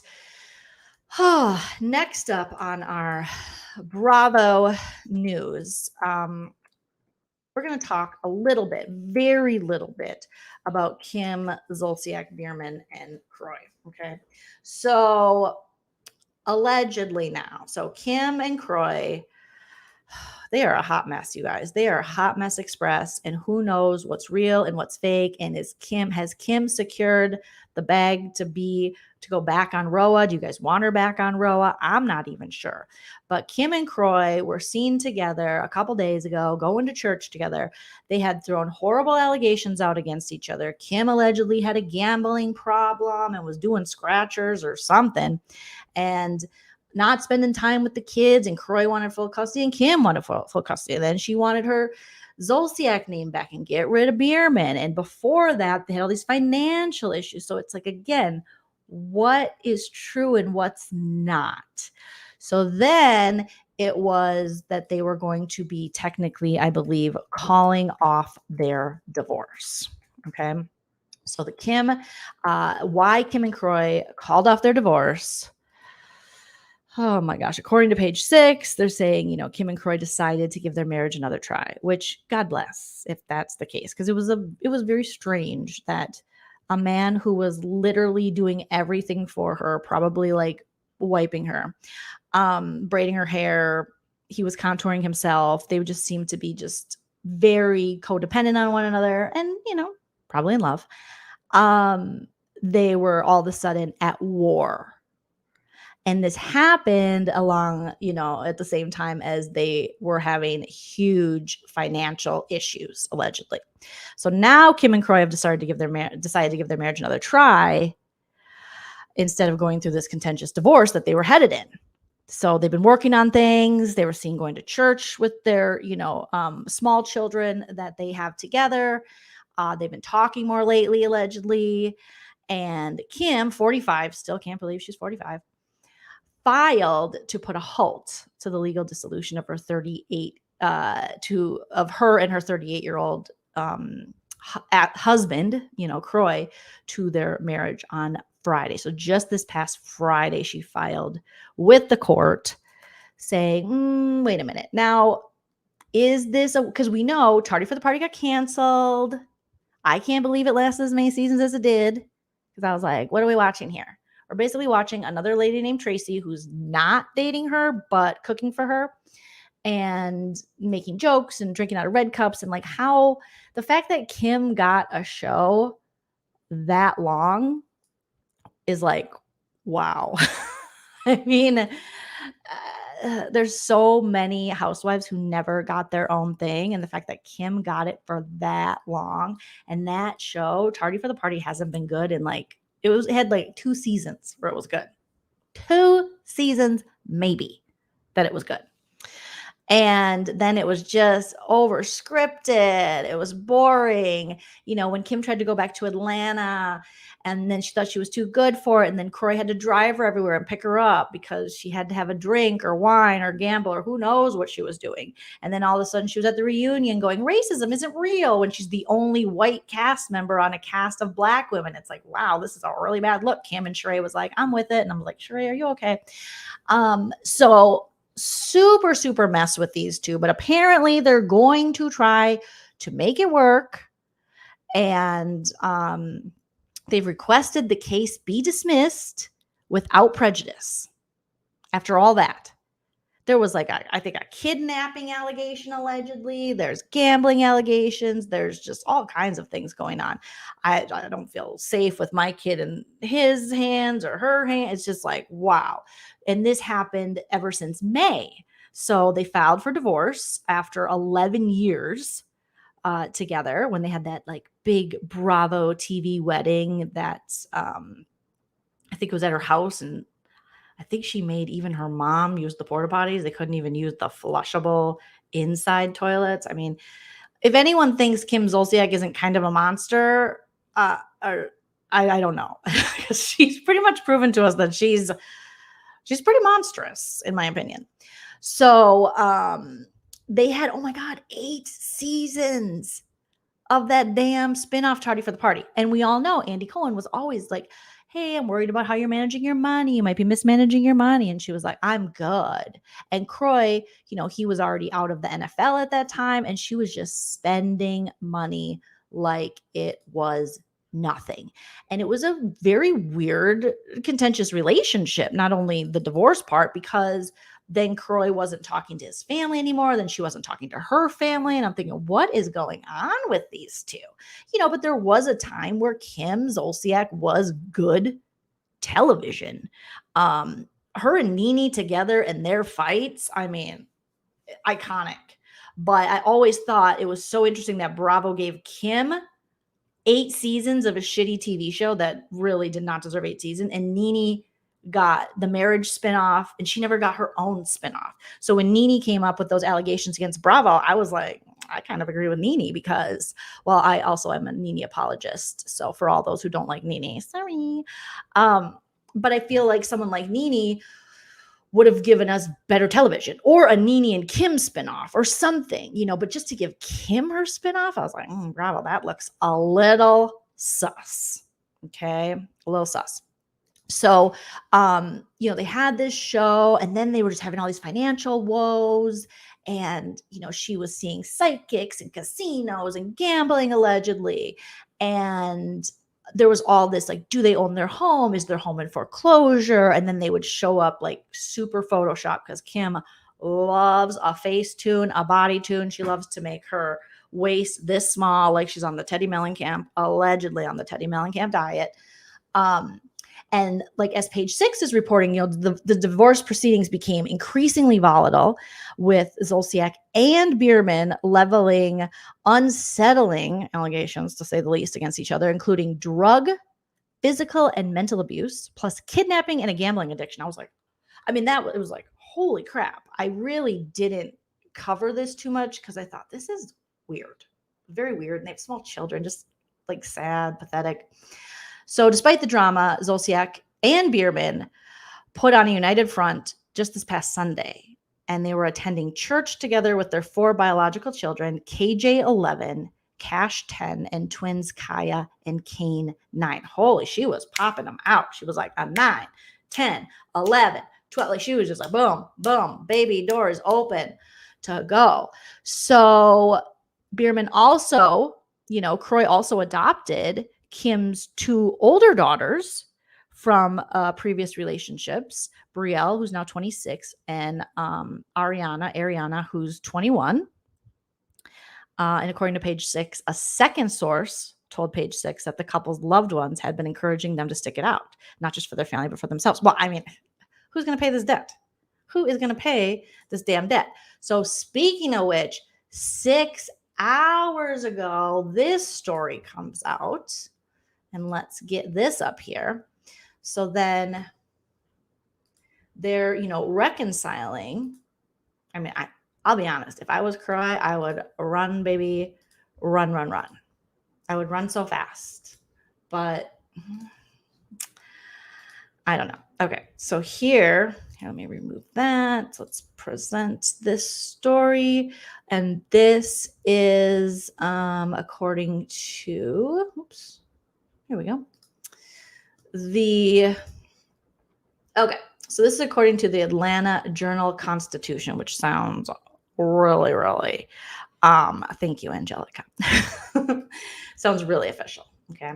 Kim Zolciak, Croy Bierman, default on home line of credit, over $213K. But I thought this was old news, but this is 7 hours ago. So now they're getting back together. The reality show couple recently called off the divorce. Okay. This is what the article is saying. Simmons Bank last week filed a lawsuit in Fulton County State Court seeking more than $200,000 after troubled reality stars Kim Zolciak and Croy Bierman defaulted on a home line of credit. The couple who recently called off what had been a contentious divorce. Everyone loves to say the contentious. Proceedings first received the $300,000 line of credit in 2013 after purchasing their Alpharetta mansion. According to the lawsuit procured by the Atlanta Journal-Constitution, filed July 5th, the couple cashed the money immediately with an agreement to pay it back within 3 years. Okay, so they received $300,000 line of credit in 2013 after purchasing their Alpharetta mansion. So according to the lawsuit that was procured by this Atlanta Journal-Constitution, filed July 5th, the couple cashed the money immediately with an agreement to pay it back within 3 years. Girl, what? Okay. Instead, the bank and the couple arranged a 20-year payment plan in early 2018 for the remaining $271,788.61 balance. So that's $1132.46 a month. So for 5 years, they paid down less than $30,000. And these are two people who are on a reality show. They had their own show during this time. They had tons of opportunity to make more money, tons of opportunity for passive income, investments, different things. And they then had to change the 3-year plan to a 20-year plan in 2018. Oh my goodness. So they made these monthly payments of $1132.46 on this loan until October 2022. So just this past October.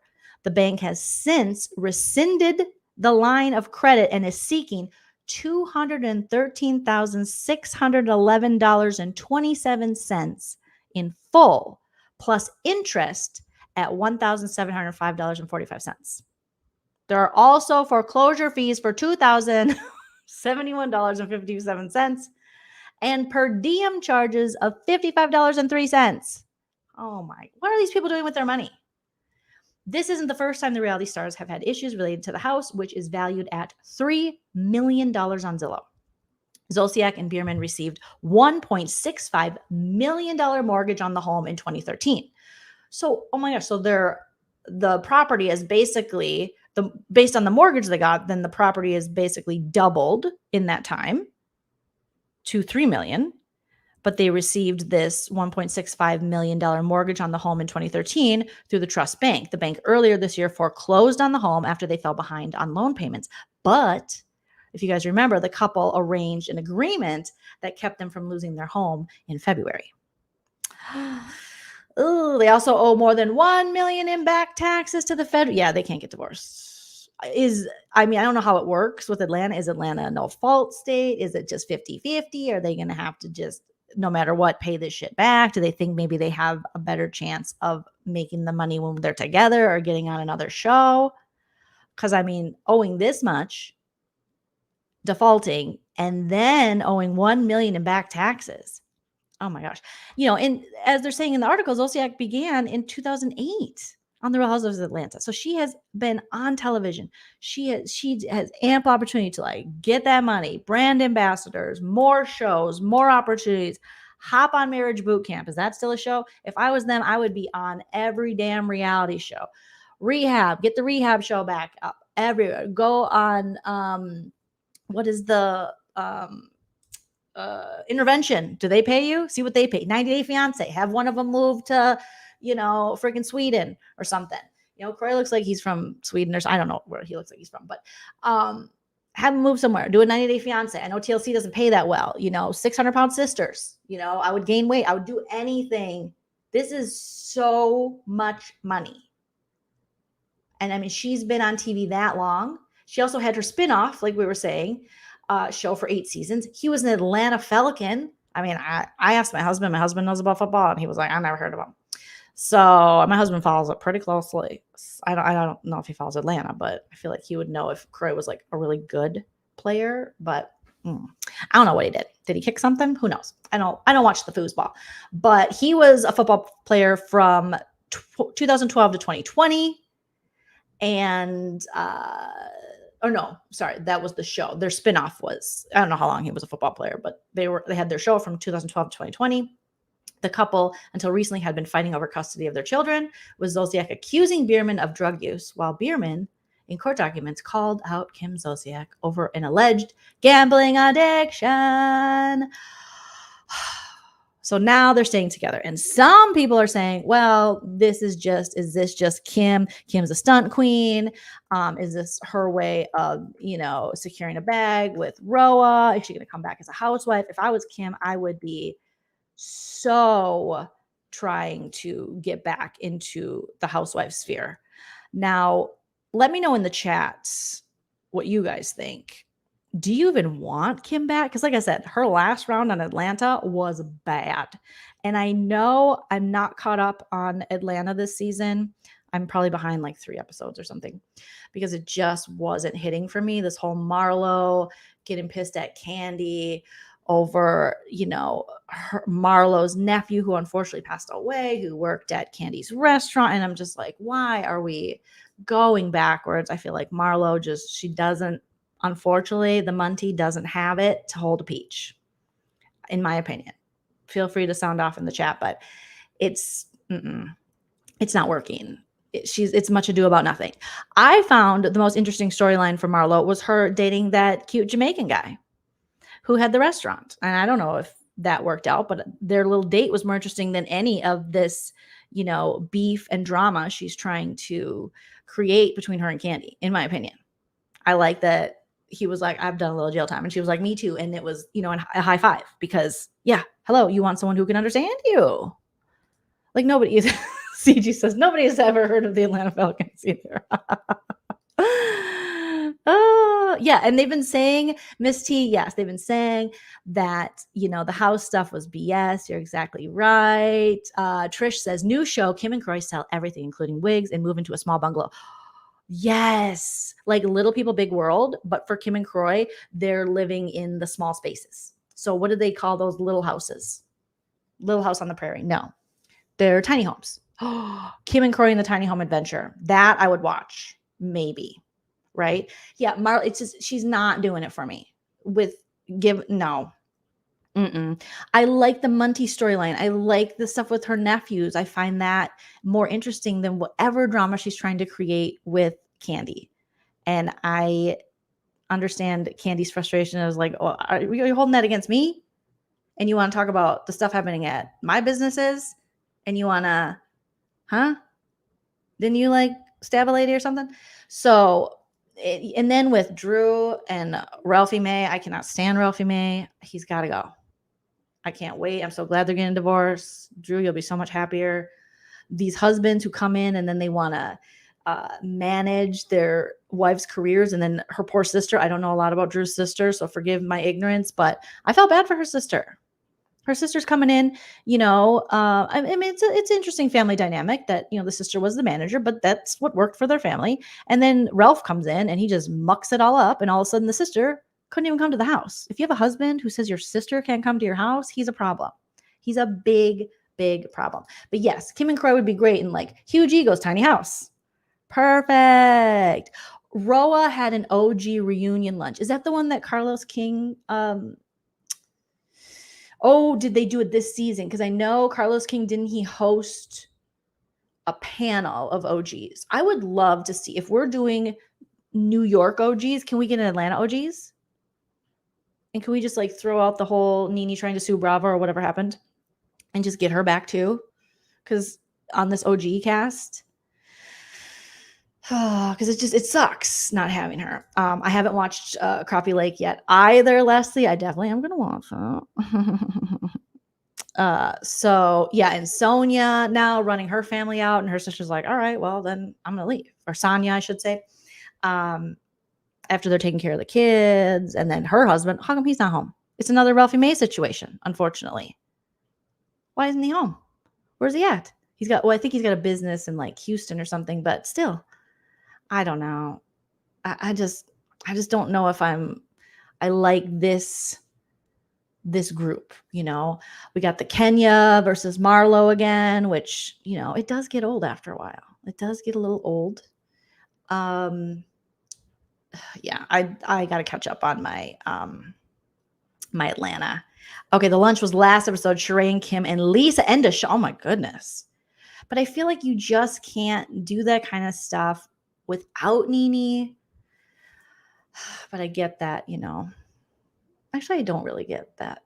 I mean, Bravo has had a history of problem, especially when it comes to, you know, the women of color and their housewives franchises and stuff, and, you know, giving credit where credit's due. And just the prime example that Kim Zolciak, the only white woman on Atlanta, got a whole 8-season spinoff, and none of the other women got that. I mean, Candy's other show already got canceled. So I don't know. I think there is validity to Nene's claims, and I think that's something that should be looked into.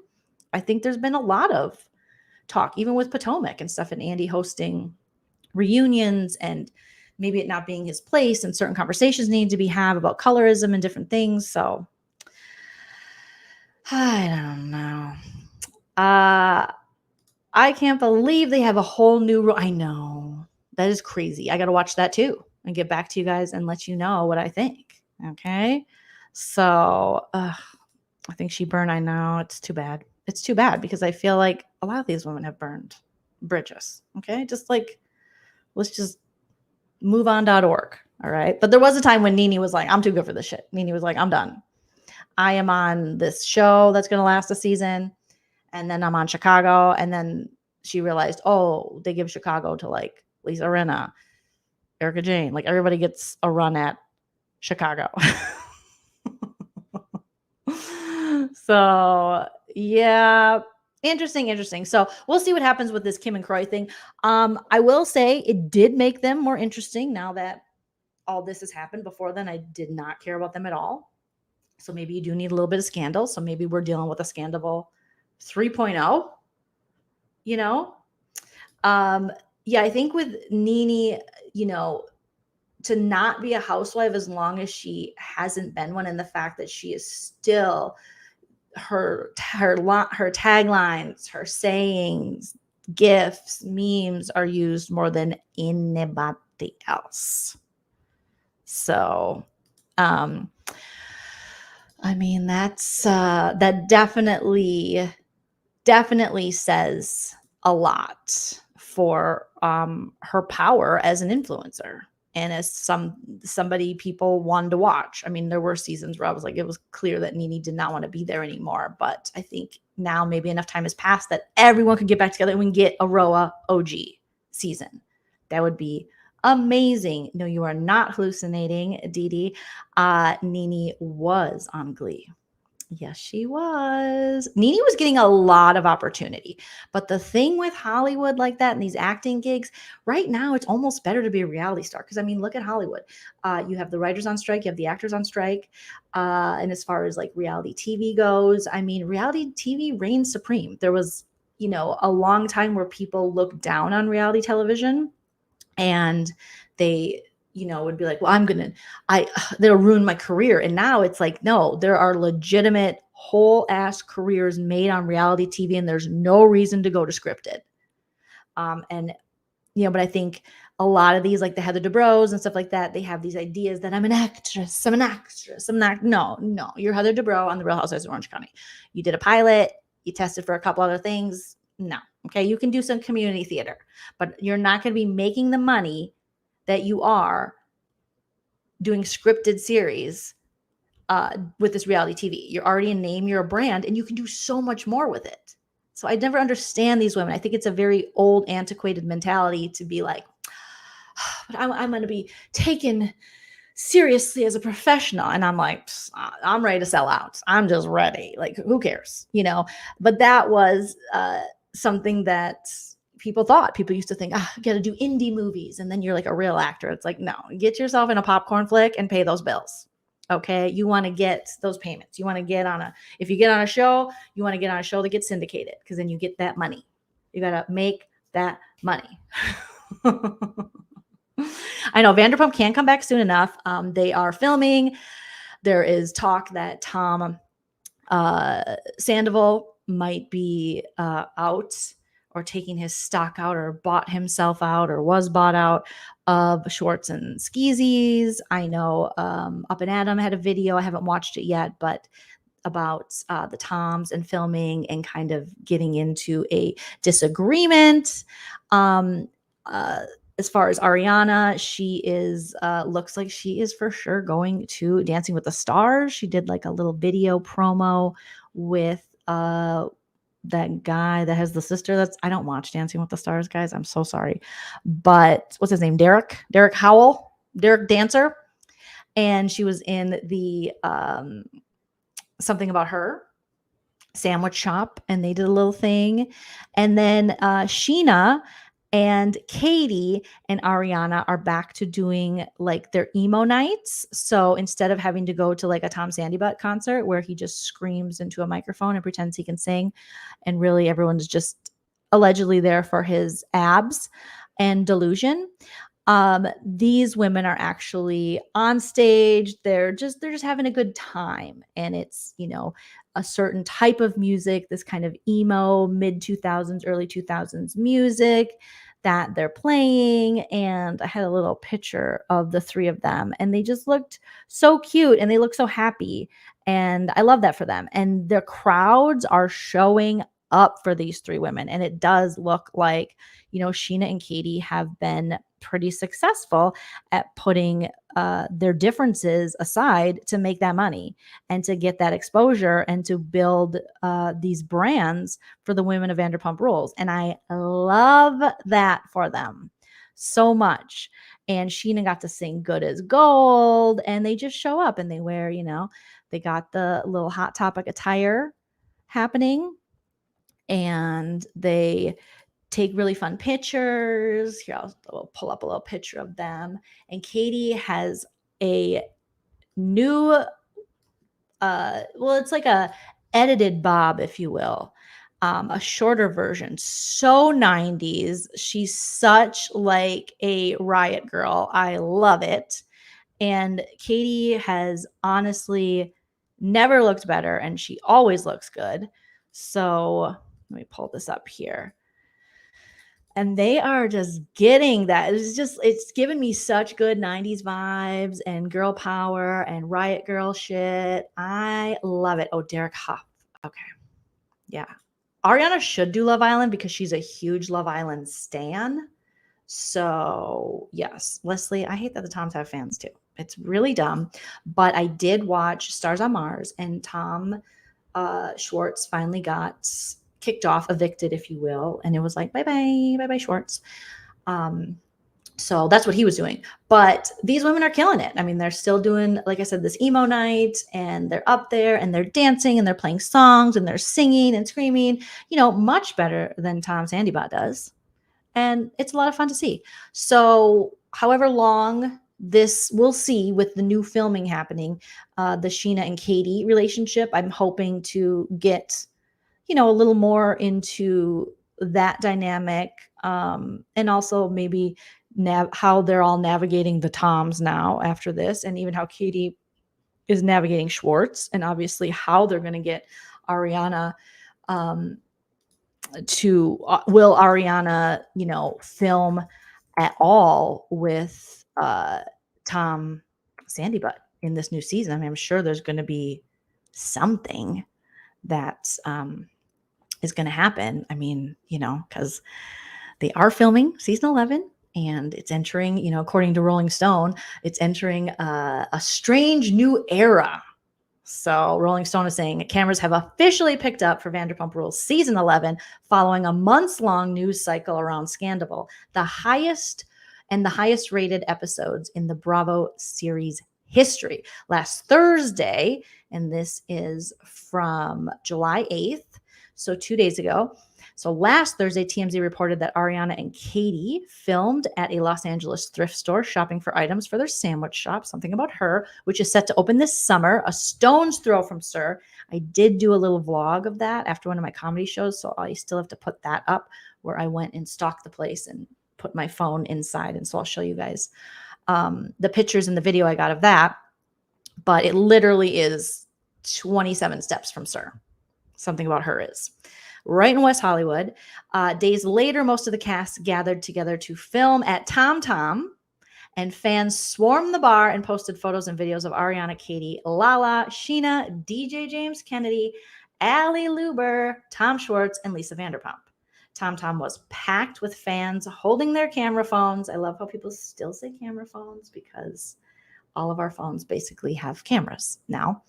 As James played music in the DJ booth and Ariana danced and full-on body rolled to chants of Ari. So there was video of Ariana, and she was just doing her twerk because we know Ariana can do. She's got her little booty shake. She's got her twerk going on. There's even a video of Lala, Sheena, and Lisa facing the crowd and dancing to a version of Good as Gold. So that should be interesting to see that the women performed in a recent Uber Eats. Oh, yeah, I remember that. Their big Uber Eats commercial. Sheena and Schwartz were also photographed having a seemingly intense conversation at Tom Tom at the bar. The cast members have also been sharing their own behind-the-scenes content. Obviously, if you follow their social media accounts, you follow their podcast, you hear a lot about that. Sandoval was conspicuously missing during the last week of VPR filming, while reports that he was participating in Fox's reality competition series Special Forces circulated. What? Now Sandoval is on a Fox reality competition series. Schwartz was just on Stars on Mars. Now Sandoval's allegedly on this Fox reality competition series called Special Forces, but he was finally spotted in public with Schwartz. And that is the video that was posted by a fan where you can see Sandoval and Schwartz. They're at a restaurant and they seem to be having like an intense conversation about the future of their bar. It's like, oh my God, give it up, bro. How long was the strip mall bar going to last? I don't know. Schwartz and Sandy's, or Sharts and Skeezies, like we like to say. Sandoval was also photographed by paparazzi meeting up with Lisa Vanderpump at her recently closed Pump restaurant with flowers in hand. And we all know that Pump has since closed. Lisa Vanderpump is moving kind of in the direction of Las Vegas stuff, working with Caesars and such.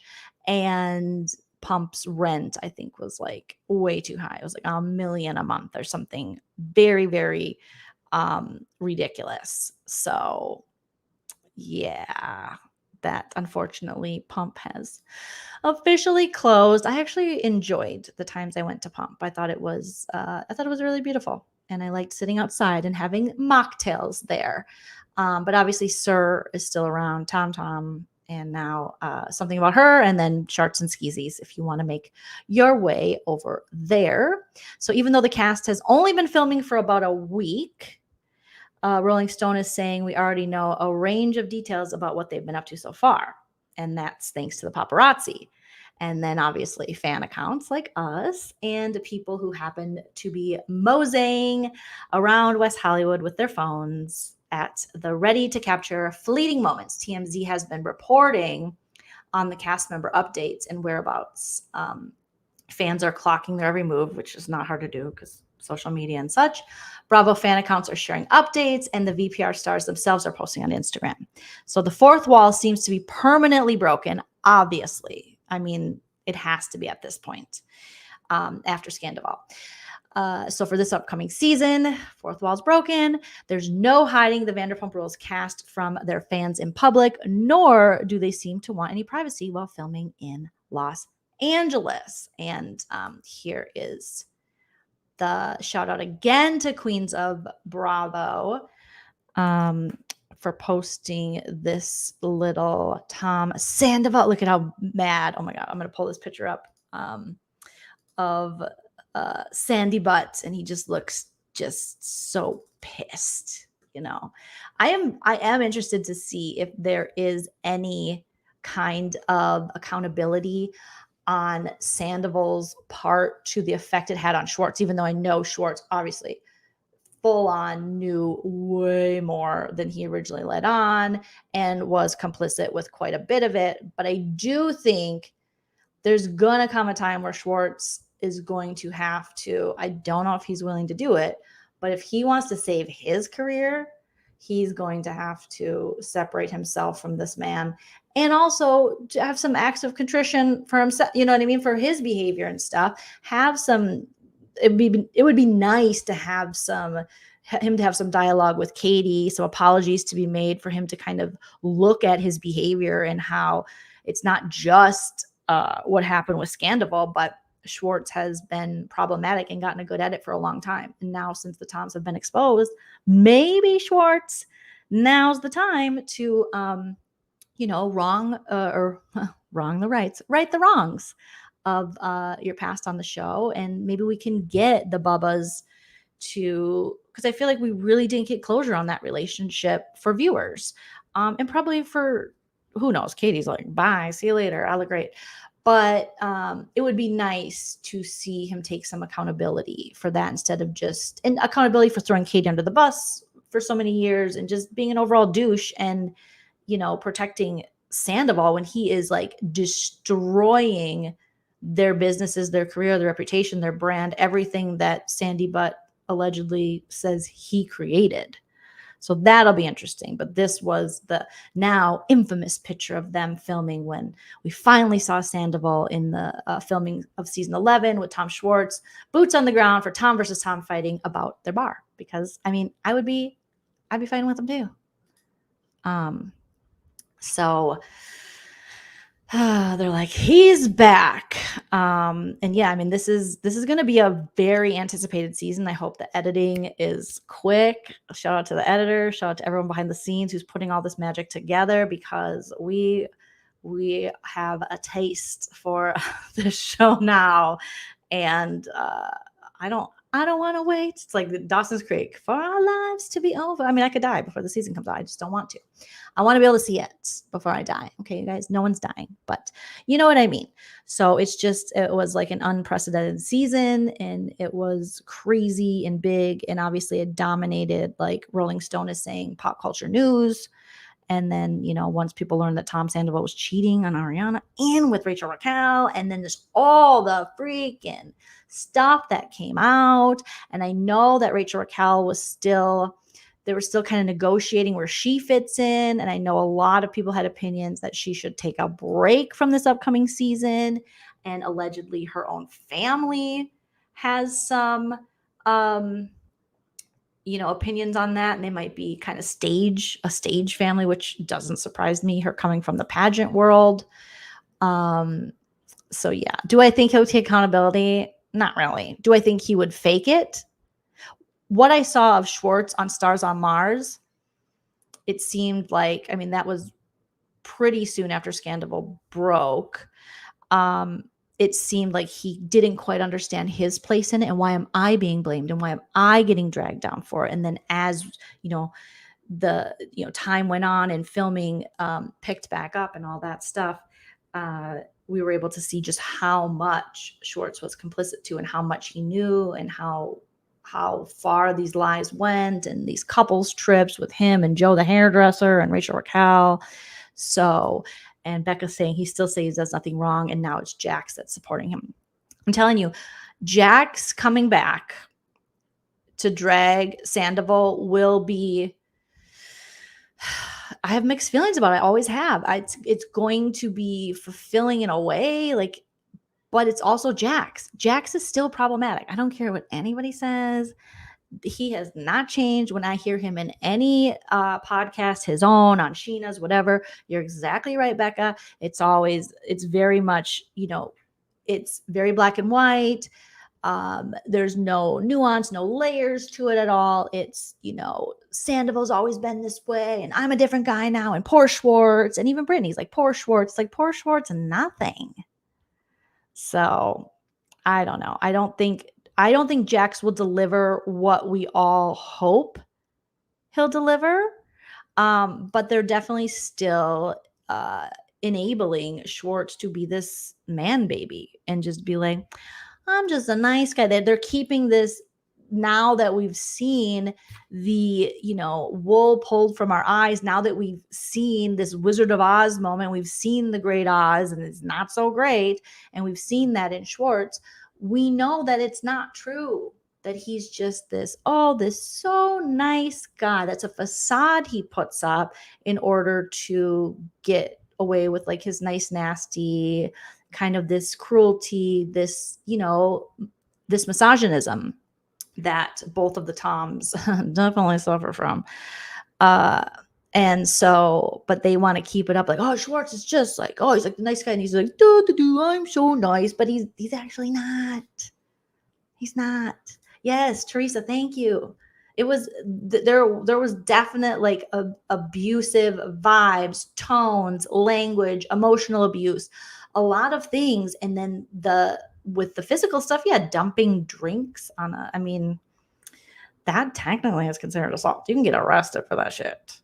So, yes. But yeah, I'm with you. I don't want Jax, but I'm going to give him a chance to like drag Sandy and see how that story folds up. But I am not team, Jax. The way I've heard him talk in interviews, and if you watch, previous videos of mine covering all this Vanderpump this season and stuff, we've talked about that I think Jax is quick to be like, I've changed, I had a baby, I'm married, I'm da-da-da-da. And it's like, but you still, that mentality is still there. You still really haven't evolved or progressed in your thinking, or even the way you think of women and you think of men and you think of relationships. No, even the way he describes the affair with Faith is still problematic, when he's just like, even if it was a hole in the wall, I'd do anything because I hated myself. And then how Brittany had to save him. And it's just like this tired old, sad trope or cliche where the woman's got to come in and save this guy who can't control his own wiener. And it's like, bro, do the work. You're like 50. You're like 50 now. Do the work. Okay. Kentucky Brittany can't come in and just save the day. That's not her job. It's not a woman's job to fix you. And so I have obviously lots of opinions still on that, but we are at 2 hours and 22 minutes and I definitely have to wrap it up. But yes, I don't think Raquel would walk away from that kind of money, and it will be very interesting to see what happens. Very interesting to see what actually happens with Rachel Raquel. But yeah, definitely leave a comment after the video post. You guys, thank you so much for joining the live. Thank you so much for all the super chats and the well wishes for my home. I appreciate you. Again, I'm going to be posting some pictures probably on my community tab and maybe on my vlog channel of just like the home gifts that I've gotten from people. I appreciate so much. So many of you have hit up my Amazon wish list. If you're interested, it is in the description. I do have my P.O. box too. Again, if you have a business or something or a product you want me to try, I'll definitely give you a shout out, promote it here on the channel. I love supporting small businesses and stuff like that.